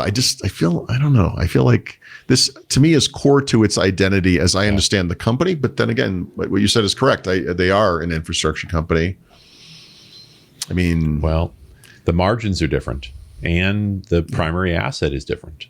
Right. When you're a software company, your primary asset is your people, and your margins are awesomely high. Yep. And when you're an infrastructure company, your assets are your infrastructure. And those lose value every second that goes by, and that's a problem. Mostly the plant, the physical structure gains value. The stuff inside it doesn't, but that stuff gets replaced every few years. Like one would argue, that's the consumable. That is the cost of goods. Is new computers every 5 years. But that building, its location with power, data, and water, those only get harder to find. Yeah. Right. Which is why the same way we talk about McDonald's actually being a real estate company that happens to sell burgers to pay mortgages, or a leasing company in some ways, right? Where they're leasing the rights to get those products to sell to consumers, but you have to meet certain Microsoft, all of the tech giants have stopped being software companies and have become infrastructure companies. Yep. Well, we have to pretend in the short term because they still make software too, but software that a lot of people depends upon. And so you ask the question, and this is a conversation that came out of the MVP summit too. It's like, so who leads development tools for Microsoft now? And the last person standing is Amanda Silver. Well, she's a good person, but I feel like her org needs to be independent of AI, and I think it needs to be its own thing. Personally, but I don't know what that looks like at this point, because Microsoft is all in on AI. And so this is why all these things have been merged, and we'll see what that realignment even looks like. Well, software development has fundamentally changed. I'm writing a new talk on this where the most productive people I know building software right now aren't touching an editor anymore. Like they just work a different way interacting with agents. Yeah. Yep. So this is a conversation I've had with Brad because they have that clairvoyance product, and which is a cursor type thing or whatever, but nicer. And he was, he's not a developer, and so for him, when he was using this thing to write what is essentially an application, that's how he works. And I was just like, I can't. I know it's concerning, but it is a real fundamental shift. Oh yeah, and I'm surprised. Julia has been through plenty of storms, and I've had a chance to interview her a number of times, both on shows and at conversations otherwise. She's extraordinary. I also wondered how long she'd stay, just because she's been doing this job for a long, long time. But how many people can you say that about? Like Scott Guthrie kind of falls into this category. It's like, at some point, it's like, what's the motivation? Well, and one argument is you never really made it into senior leadership per se. Like you were never part of the core group around Ballmer or now the core group around Satya, but you've run this one group phenomenally. Yep. Right. It's one of the highlights. Although I would also say, like, you still buy Visual Studio annually. Like they've never modernized that flow. I will never understand charging for something like that. But that's an interesting question, right? Yeah. What's the right way to go about that? I would also, I've had this conversation with a person. I don't think she'd mind if I said this, but it's like, this is what her customers ask for. Right. The primary customers for products like Visual Studio are these large companies that want to write a check once a year. Right. Don't mess with it. Yep. And it's $1 billion plus business. Right. Like, so yeah, if all of that now is under question, there has never been Visual Studio without Julia Liuson. Never until now. Yep. Interesting. She started working on the very first version. She worked on InterDev, but she doesn't want to talk about that. And she has led that product. InterDev was fantastic. Decades. That's InterDev. InterDev in many ways became Visual Studio. Yep. It was that was that core engine. And then it took over everything, right? Like the second product that worked in that shared version of Studio was Java. And it was because of Anders Halsberg. Yeah. Anders made that happen. And then it was 2, and then eventually was all of them. Yeah, that first version of Visual Studio was codenamed Boston, and I remember the Visual Basic version was codenamed Vegas, but it was outside of Visual Studio still. Yeah, the first 2 versions of Studio took a while. C++ had its own editor, Fox had its own editor, VB had its own editor, and then Java and InterDev shared the editor. And the second version, same thing. And then the third one, that was Visual Studio.net, and everything changed. Yep. Yeah. Anyhow, well, anyway, it's a moment. Like, I'll raise a glass of Julia Liuson anytime, and I don't know what this looks like after her. It's reasonable to think it's going to change. The situation with Jay is crazy. He has way too many reports. Like, where's the new leaders? Where are they? Yeah, it's probably seemed like a great opportunity about 18 months ago. Now he's like, what have I done? Like, what is this? Like 50% of the AI that this company's working on is under my... Well, and Asha was 6 months with him and then moved over to Xbox. Like, that's nuts. I know. Well, that's what I mean. Like, so so in the same vein, another Microsoft, 16 plus year Microsoft veteran, did you know this guy, Eric Boyd? I do. He was the president of Microsoft AI Platform, left the company to work at Anthropic, right? And so I don't know if you know this. This is also the MIT guy who played blackjack till the Vegas kicked him out. Like he. Oh, nice. Yeah. They've made movies about people like that. They've made movies about Eric Boyd. Yeah. But yeah, he's been one of the principal AI guys, again, reporting to Guthrie until that stopped happening. Just short of 17 years, Brilliant man, without a doubt. And that Anthropic is the most coveted job in tech right now, it seems. Like everybody I know who's a mover and shaker wants a job there, and most of them have been told no. So look, there's no surprise that he will speak positively about this new opportunity, right? Sure. But I do find, because of the way things have gone with Copilot, it's hard not to read what he said and think about how this wasn't happening for him at Microsoft, right? Yeah. Well, there's been so many versions of AI at Microsoft, it's even hard to get your head around. Oh, yeah. I mean, right. And before 2023, Boyd has survived a bunch of waves of this is how we're doing AI now, and then a bunch of senior folks get let go, and he's stayed. Yeah. So this guy, look, Microsoft for a couple of years there was all in on OpenAI. And then, they've been rapidly trying to build up their own thing, obviously. But the way he describes Anthropic is very interesting. The combination of the absolute leading models with a culture that is committed to their mission is inspiring. Nice. Like, what were you doing at Microsoft?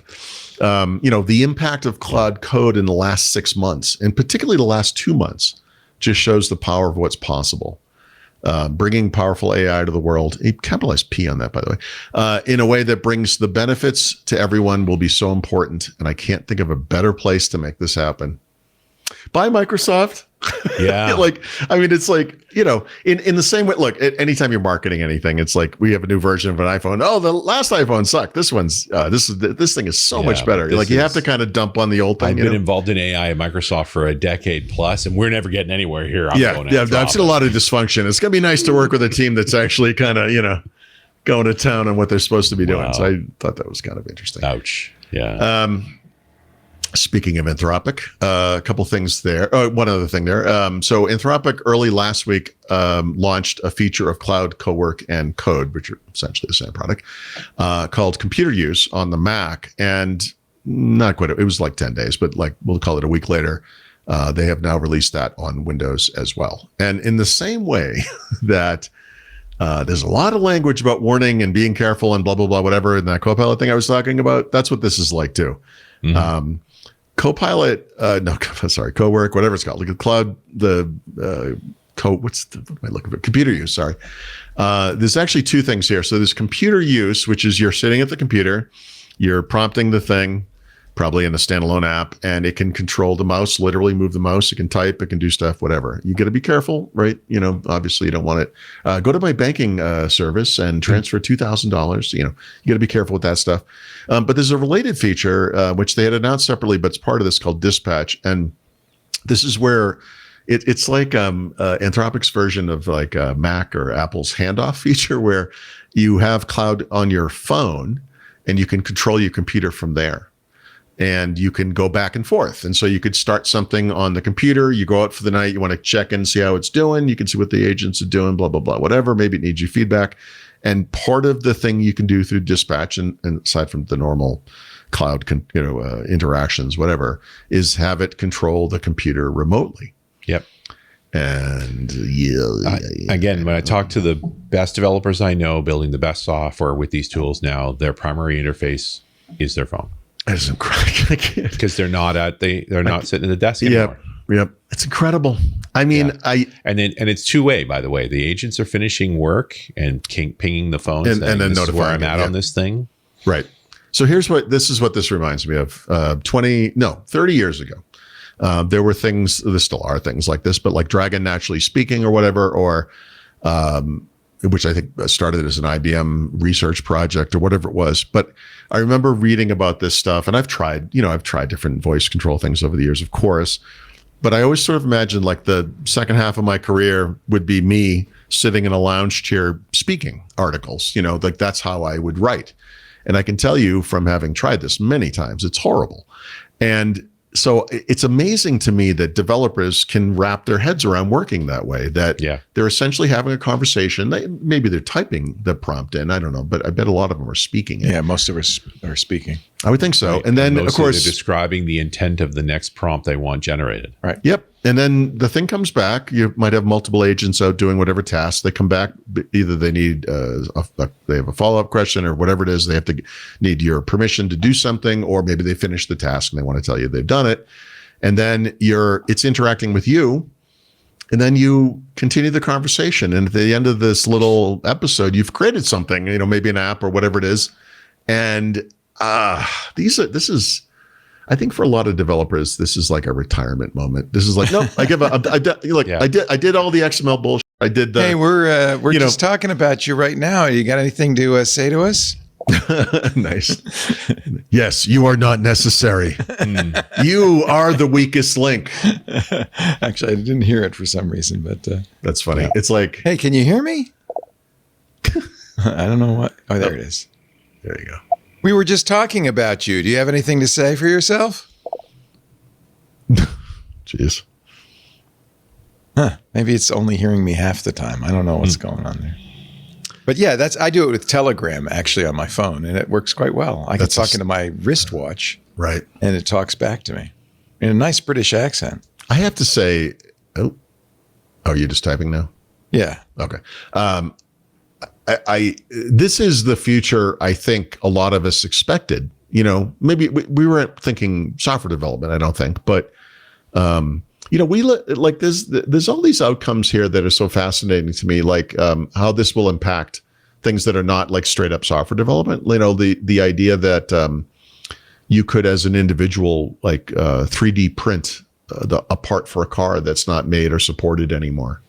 That kind of thing. You know, like it's like there's going to be a lot of this kind of stuff. Like where you make something, like when this is software or services or whatever, but you'll be able to. It's like Freddy Krueger coming out of the dream world and impacting the real. Like it's bizarre. It's not passing through, unfortunately. I'll have to figure out why. Yeah, no, there's probably some. But it normally it talks to me. It's actually kind of nice because that way it's a very natural interaction. It isn't instant. You know, there's a delay while it thinks. But you've adapted to this. Like this, when you first started doing this, right? This must have been a little goofy, and you were probably thinking, "Yeah, this isn't gonna." You know what happens? You get tired of typing. Yeah.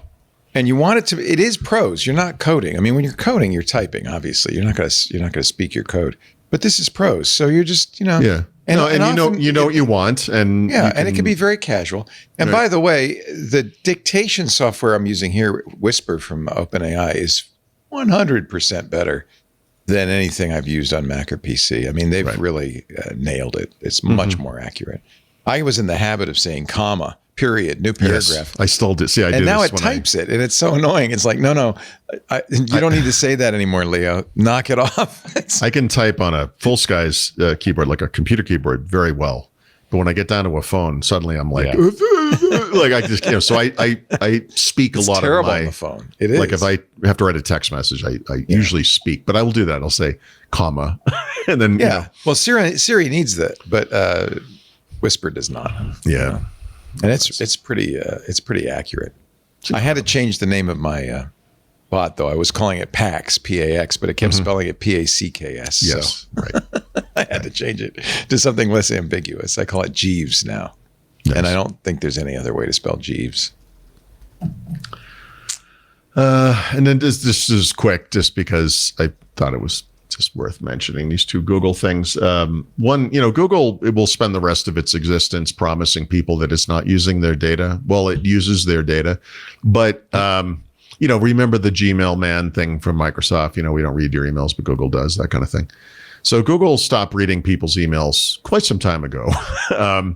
But now they have Gemini working inside of Gmail. And this is the low-hanging fruit, frankly, for them. I mean, this is the obvious place to put it. I'm sure Gmail has more users than any of their services. Well, maybe not search, but Gmail and search probably the two big ones, right?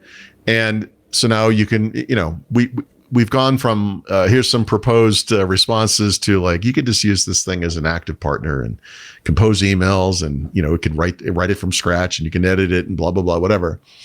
And so they felt the need, I think, to come out and be like, yeah, we're not using it to train our AI. We have to interact with your data, obviously, to do certain tasks like summarizing the email, whatever it might be. But once we're done with that, we're done, and we don't retain it. It doesn't go anywhere. It doesn't get transmitted, anywhere within Google, blah, blah, blah, whatever. Unless, of course, law enforcement needs it, in which case, we'll see what happens. But yeah, so I guess they're looking to avoid a Gmail man 2.0. When you think about Google and Workspace and go back in time, I guess, 10 to 15 years, there was this period of time where Google was just copying everything Microsoft did, right? Mm-hmm. They came out with their version of Office, their version of whatever, this was a big thing for them. Like they always saw Microsoft in their rearview mirror as a problem.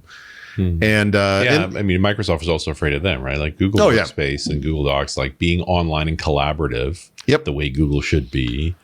And they really tripped them up. Yeah. And it took them a while to kind of catch up with these live collaboration features, et cetera, et cetera.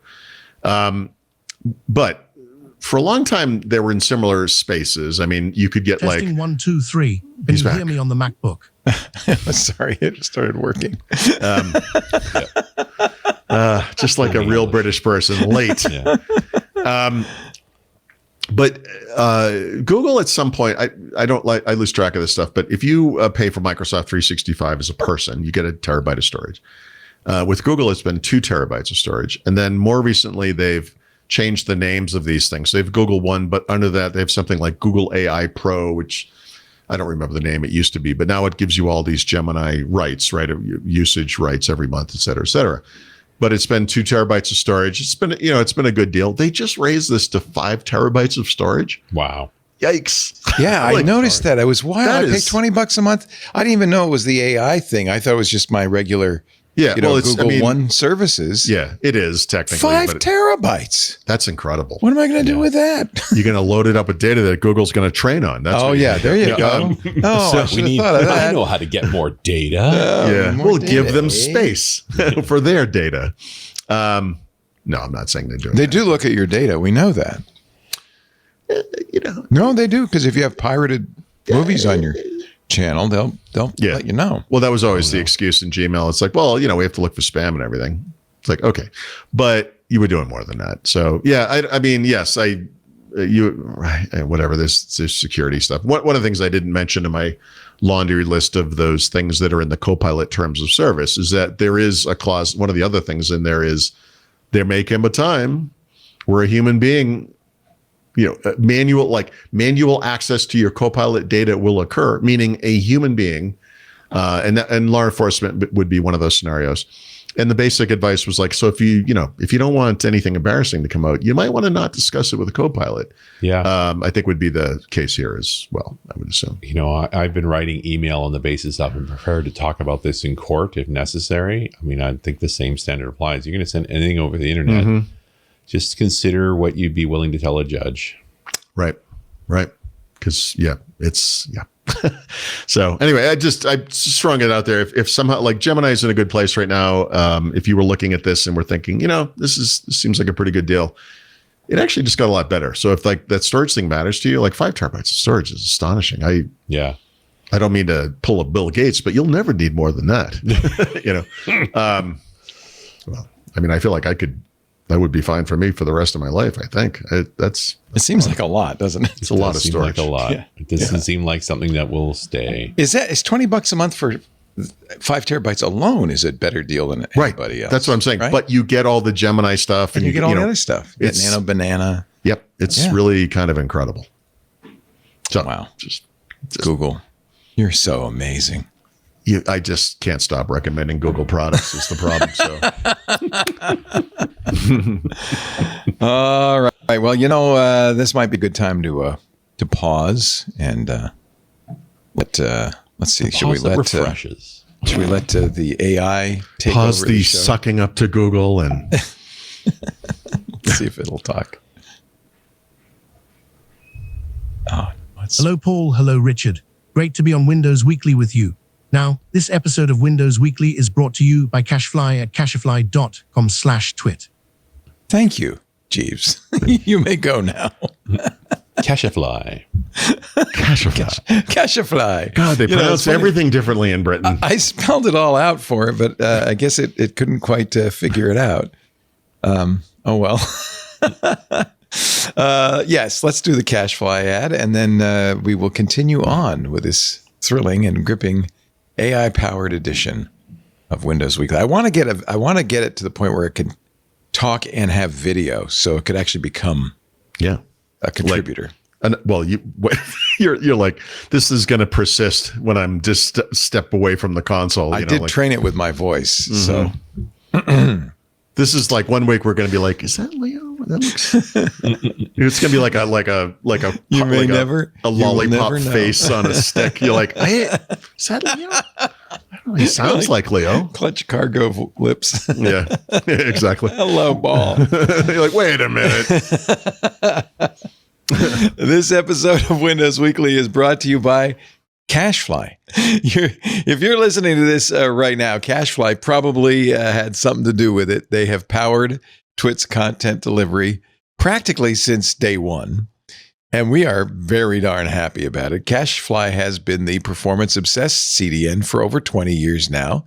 They still set the bar for excellence. Game downloads deliver up to 158% faster than competing CDN providers. HD video plays on demand with sub-second start times on every device. Software downloads complete without a hitch, even during massive launch day surges. Live events stream smoothly to millions of concurrent users worldwide with less than 1 second latency. Cashfly serves over 5,000 of today's most demanding businesses, from global media and entertainment giants to indie developers, all on a global network with more than 75 points of presence across 6 continents. That's important to us because we have listeners all over the world. And we want to make sure you get the podcasts, the video fast, no matter where you are. CacheFly does it. Companies choose CacheFly when performance is non-negotiable. And when you need help, and Patrick, our engineer, our CISO will tell you this, you're going to get seasoned support experts available 24/7 who actually understand your unique challenges, engineer to engineer. They're really good. Start with flexible month-to-month billing, as we did. Lock in discounts when you're ready. The point for us, really important at the time when we were just getting started, was you design your own contract. No lengthy obligations, no sales tactics, just exceptional service backed by a 100% uptime SLA. You heard that right. Not 9 nines, 100%. They've been 100% for more than the last year. Unbelievable. Learn how you can get your first month free at cachefly.com/twit. Again, I'll say it for Jeeves because he's busy right now. That's CACHEFLY.com/twit. Thank you, CacheFly. Now back to Richard and Paul and the much heralded, much beloved Xbox segment. Yeah, so I mentioned that Xbox is starting to pump out little features similar to what we see on the Windows side, right? Which I take to be, fan service in a way, right? Like we're paying attention to the console again. Yeah, first motions. We had, I think it was the March Xbox update was mostly all console stuff. Like I can't remember the last time we saw something like that. And so the Xbox team just announced that they're going to be, they're not really changing the achievement system per se, but they're kind of doing a visual refresh on console for how these things look and how they'll highlight it. Like if you've, gotten 100% of all the achievements for a particular game or whatever. The thing I notice is probably just tied to the theme of the player they chose to take the screenshot of, but it's red, not green. It's like, guys, what are you doing? What are you doing? But I guess that could be any color because you can theme your dashboard or whatever, but they're going to let you, hide games from your achievement history. So if you don't want people to know you've been spending an awful lot of time on lawnmower, whatever that thing is, like any stupid game, whatever what was the one, like the goat catapult game or whatever. It's a great game. So that's fine. Yeah, and, great game. So that's cool. Like this is just a nice little, visual update, whatever. That's good. And then this is interesting to me because I was just thinking about this, and actually not just thinking about it, looking into this. So I saw a blog post somewhere in my feed about, it was called The Last Truly Great Call of Duty. And I was like, all right, I got to see what they said about that. Like, what are they talking about? And what they're talking about is the remake, but the first Modern Warfare game remake, right? So that might have been 2019, I think, which was the first of 3 games. It was a trilogy, and then they interspersed, the Black Ops games, the new Black Ops games between them. And this article did a pretty good job of comparing the visual quality of that game to Modern Warfare 2 and 3, and then the Black Ops games that have come since. And it has this really nice, gritty, feet on the ground kind of look to it. And I guess I missed it, but it was on sale on Steam recently for $6. Wow. This is a $50 game. Still. And I didn't buy it. I'm like, well, that's okay. I have it. I must have this. Like I have all the Call of Duty games. I do not have it. And I was looking through the Xbox app on Windows where you can see all the Game Pass games. So I have Game Pass Ultimate still somehow. And you can get 2, you can get 3, you can get all the recent Black Ops games. They're all in the same installer. They're part of the same big package. But 1 is not part of it. 1 is the last one that came before all that stuff. And in the words of the article that I had read, which I apologize I didn't link to, but they were saying this is before all the really stupid stuff started happening, where it's like Beavis and Butthead were running around in the game and all that kind of stuff. And I really, really want to play this. And so I started looking around. I'm like, all right, maybe I don't get it through Game Pass. Maybe I'll pay for it. No, it's $50.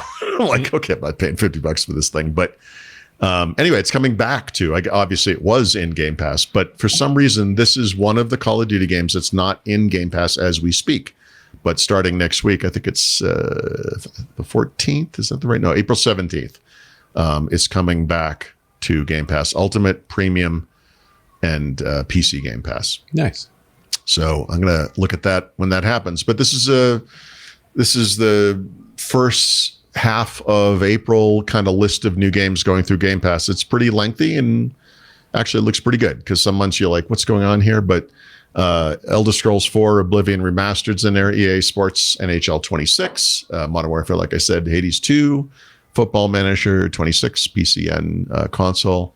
Lots of other stuff. So a bunch of stuff coming. Oh, Final Fantasy 4. Yeah.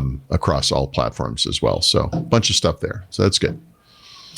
Did I miss something? Oh, and then it wasn't in the original post, but as we were starting the show, Microsoft has started blogging about Forza Horizon 6, and that is coming next month. So it's not going to be this month. That's why. And that game, when it does arrive, will be available across all the platforms. So Xbox Series X and S, PC, and Xbox Cloud as a Play Anywhere title and playable day one on Game Pass. So that's good. Awesome. The junk lady's here. Here. Okay, and then did we write about this? Yeah, we did. So last week, I think it was, Microsoft announced they're doing the FanFest event at what used to be E3, or time to the week that used to be E3. Apparently, the response to this has been so positive, they're going to bring this to 7 different cities around the world in the following weeks. Didn't we just talk about the insiders Mexico doing City, but they'll be in Cologne, Germany, London, Mexico City, Seattle, Sydney, Australia, Tokyo, and Toronto. And then I guess there'll be future city editions as well. So you'll be able to go to a live thing and experience these games yourself before they came out if you want. So that's kind of fun. So didn't we just talk about the Windows insiders doing a fan fest? Is this a playbook for them now? That's what I'm saying. The parallels between these two groups all of a sudden are like, they both have some trust to regain. And new leadership. And they're both kind of pursuing similar tacks. So I think it's smart. I find the whole big city tour thing interesting for Windows insiders and for Xbox for that matter. But okay, I might even go. Yeah, I mean, I'm not going to be. I can't go to any of the Windows ones, but and I'm not sure the timing for Mexico City for the other one, but I would consider it, right? Just to see what's going on. If they come to Mexico City, you got no excuse. I'm talking about driving down to Seattle. Yeah.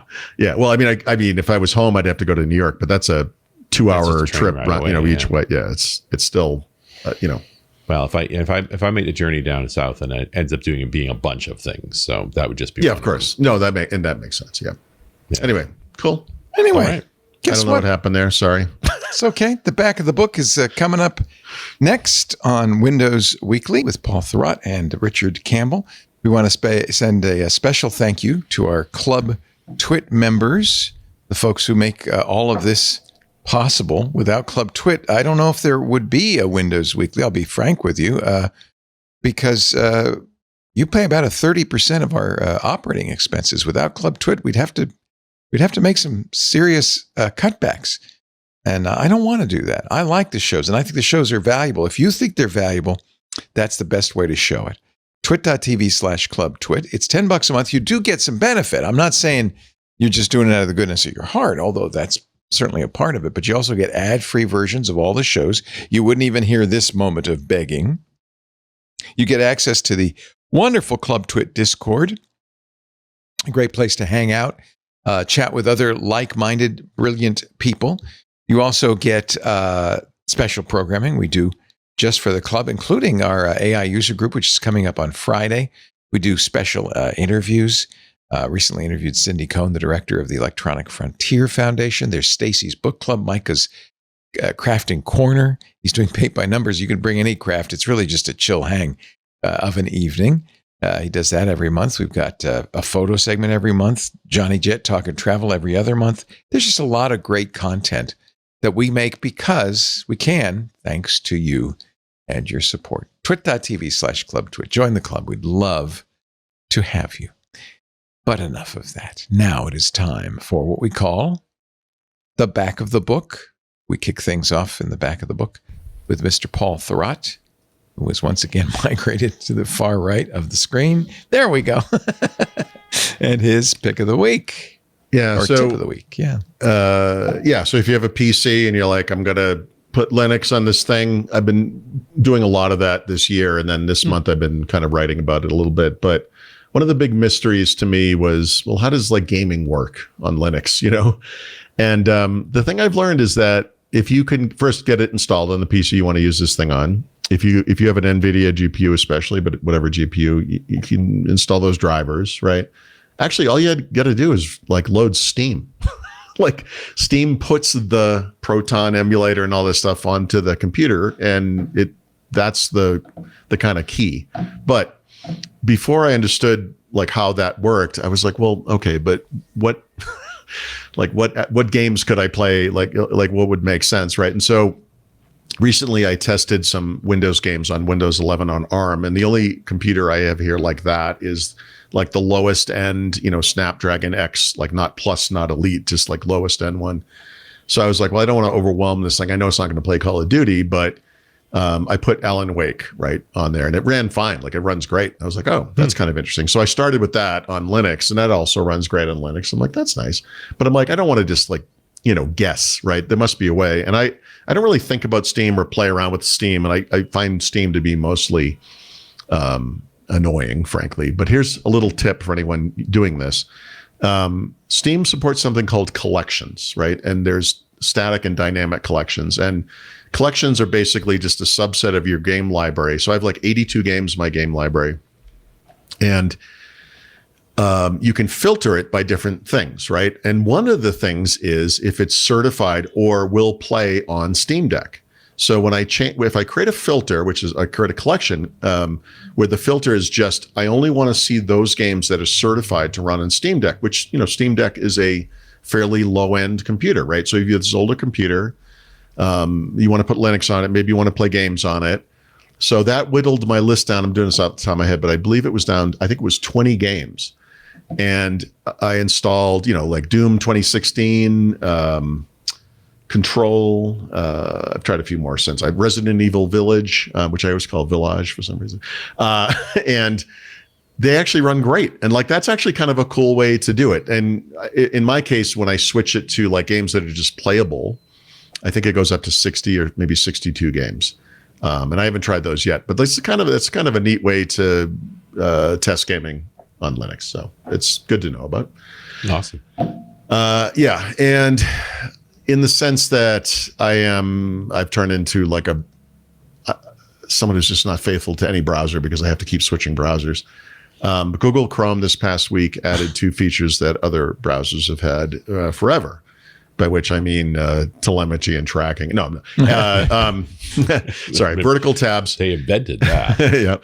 Yeah, they innovated in that space. And then they've had sort of a reading view, but now they have what they call an immersive reading view that works more like reading view does as everyone else knows it. So if you use like Edge, for example, Edge has a really good reading view actually, which can also read to you, which I really like. But they've added, you know, I don't think they're going like back to basics or anything. They're still going to do all the AI stuff, blah, blah, blah, whatever. But if you did not use Chrome for those reasons, those features are available. I just would recommend that anyone who uses Chrome install the correct extensions to prevent all of that tracking and other nonsense that does occur as well. Pie holes are your friend. And just real quick, Richard, and let's see if I can get this right. Have you ever had, this is just a basic, inexpensive whiskey, but we bought it here now twice in Mexico City, and for some reason it's in our supermarket. It's Jim Beam, but 7-year aged. And I want to say here it's $20 a bottle, maybe 25 at most, but it's cheap. It is super good. Like it's like a really 7 good. 7 years is long for bourbon, right? Typically I think this is 5. I think this is a new one, like a new type of Jim Beam or whatever. Like I don't think they offered this before, but it's you should Jim look. Beam's been due. You remember they did a year-long shutdown of their distillery. A, they had a big backlog, and B, they needed a refit anyway. So this may be the beginning of a rebranding. And one of the consequences of stopping for a while because you're overloaded is your barrels keep getting older.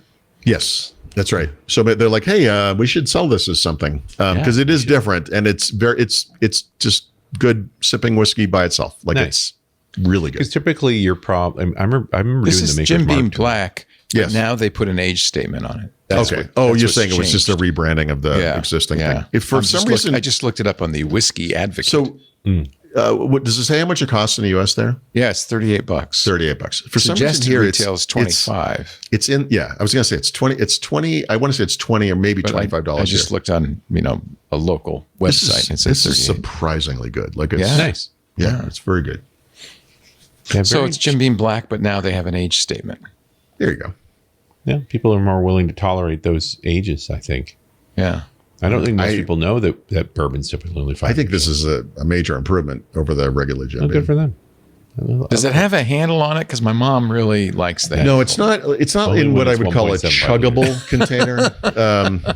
I will say it goes quick, and my wife's not drinking it, so I don't know where it's going. But it's I want to try the one that Richard was talking about last week. It sounded really good. But we've got another whiskey pick coming up. But before we do that, we need to talk about RunAs Radio, Richard Campbell's very own podcast. Yeah.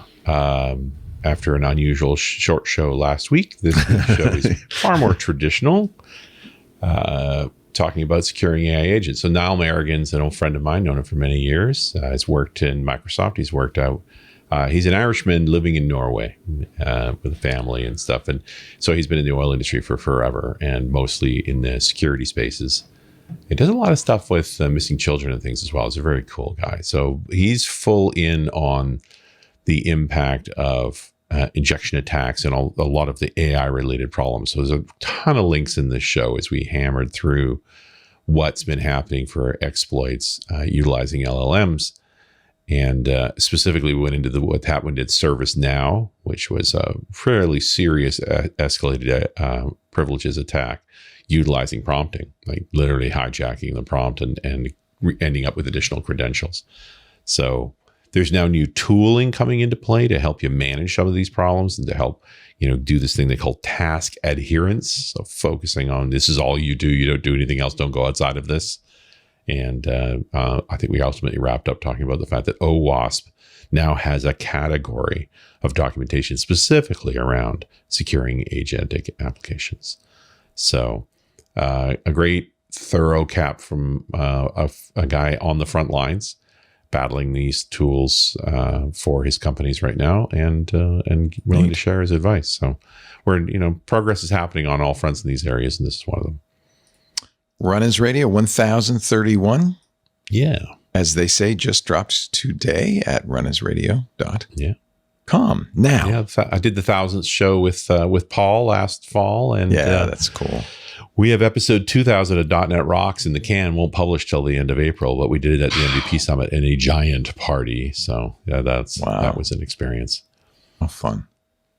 All right, time for that brown liquor pick of the week. Speaking of the MVP Summit, as is common for the MVP Summit, I received a number of bottles of whiskey. One of them you experienced last week with Jeff the Creed. Here's one of the other ones. This is from Australia.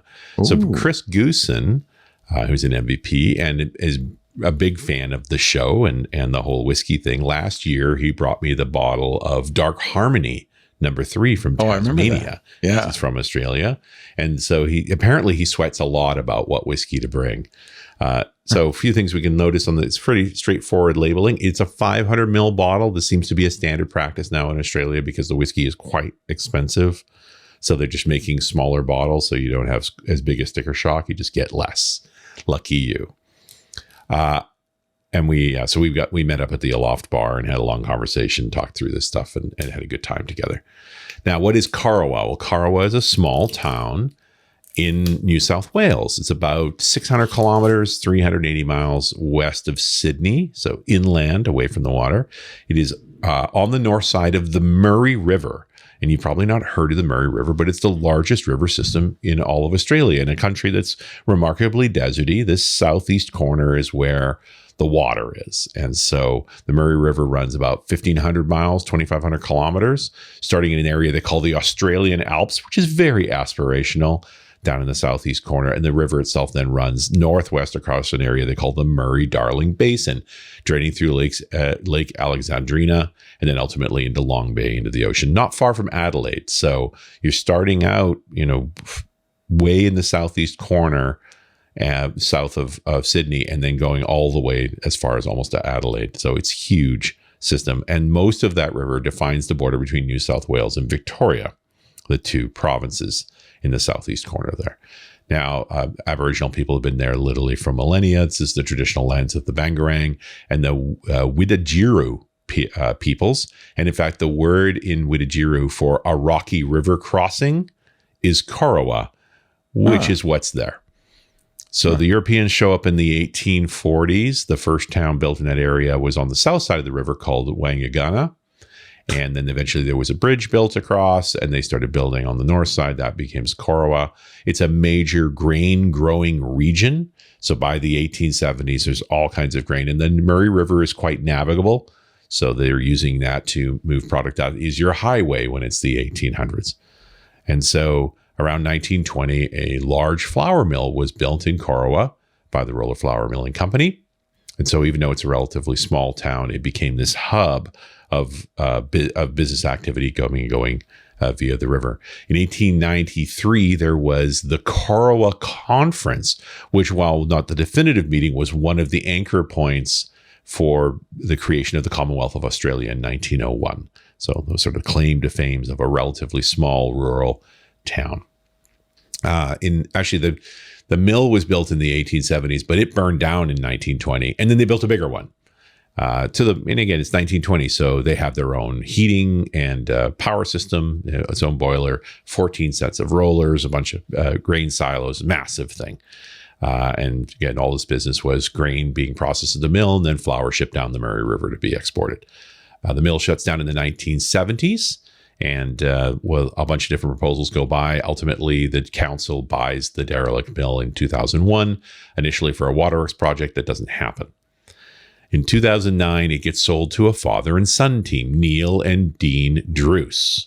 They buy it for $1. This is all over their website. They get it for $1 with the rule that they would restore it. It became a heritage site in 1999. So there's a bunch of restrictions on this. Now, the Druces are locals to the interior area. They actually operate this huge factory called the Junee Licorice and Chocolate Factory in a town called Junee. It's about 200 kilometers, about 2 hours drive north of Korowa. And the Druces have been farming the area. Their first farm was in 1918. So they've been around there a long time.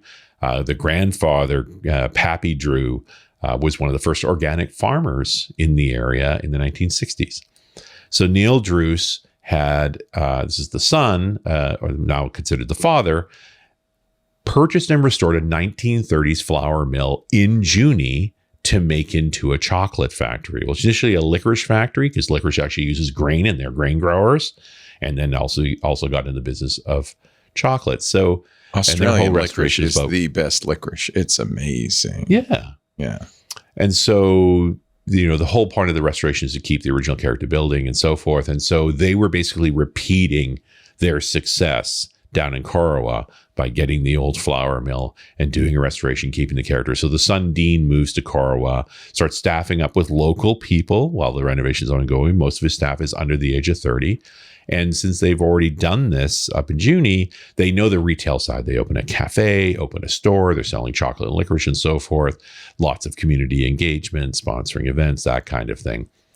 As they decide they're going to try whiskey. Again, another thing you can do with grain, and they grow a lot of barley in the area. So they're all in on for that, but they don't have a background in whiskey. So they hire in essentially. Although all the research I've done, they don't hire experienced people really. What they do is hire young people from the area who want to learn. And so they hire a fellow named Tyler Spencer, who's ready for a career change and goes into the brewing side, working with local barley and how to get maltings done and so forth.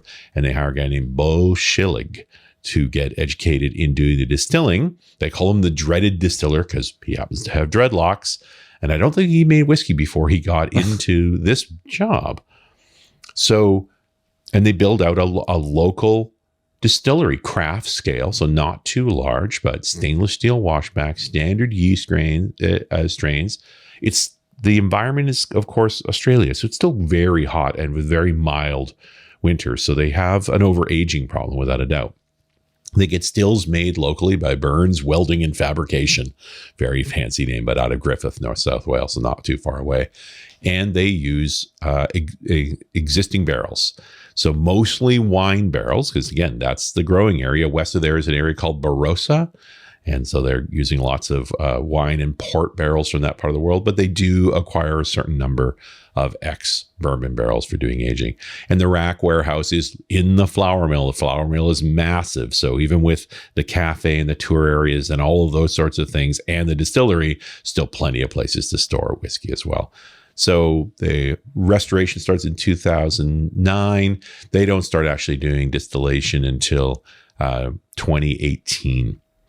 And now they're starting to age up. So their core, they do a lot of small batch releases, all these 500 ml bottles. Their core range is repeatedly made. They've got 5 different types they call barrel house peated. They do a few different peated whiskeys, but of course that barley comes from Scotland because you only get the peat flavor right if you use Scottish peat and Scottish barley. So it's easier to do it that way.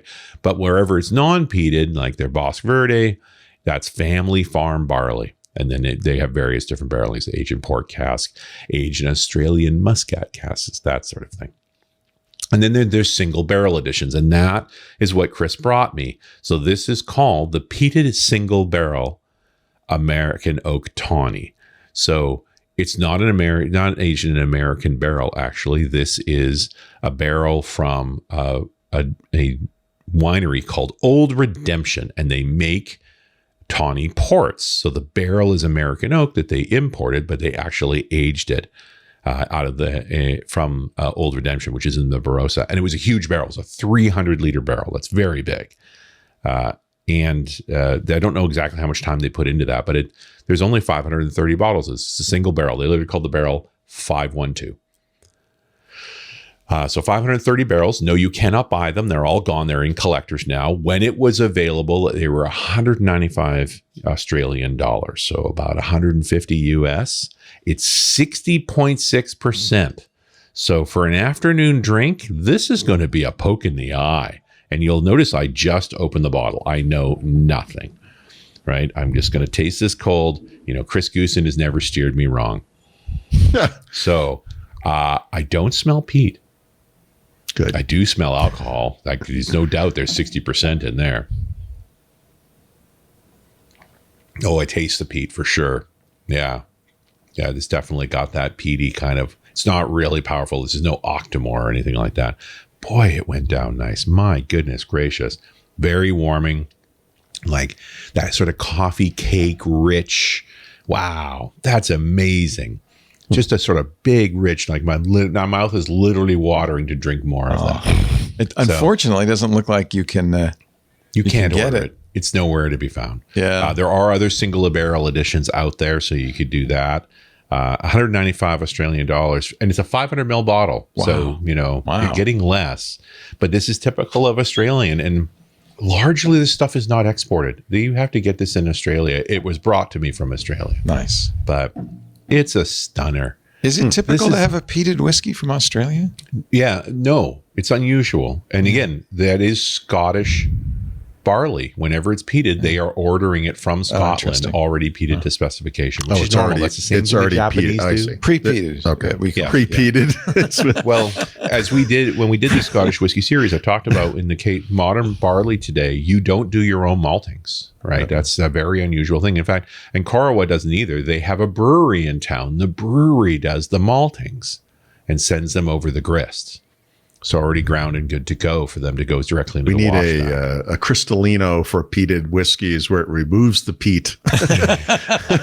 Yeah. De-peated. You got pre-peated and de-peated. Yes, exactly. There's plenty of non-peated versions from Corowa. It's unusual to have a peat because it is imported grain. So that does cost more. And it kind of goes against their style. When you talk about their most popular whiskeys, it's local grain aged in a local barrel. That's what they're about. This is the craftiest of craft whiskeys for this part of the world. For as much as these guys are clearly pros, like they've done this playbook before, they know how to do development in rural Australia, which I think is super cool. This is a town of 5,000 people. They do it up too, man. They have Oh no, it's dinners a destination. right? Yeah. And Yeah. if you look at the videos and things of the inside of the building, they have very much left. This is a 1920s flour mill vibe. The cool. wood has not been refinished. It's very open air and structural. Like they have kept the sense of the heritage of that place. And this, you look at the walls. The walls don't need to look like that in that barrel room. Yeah. They just left it alone. They left them. It's part of the aesthetic of the place, right? That's really cool. Yeah. And, you know, most whiskey makers make whiskey and then become a destination. These guys knew how to do the destination mostly. They came into whiskey later.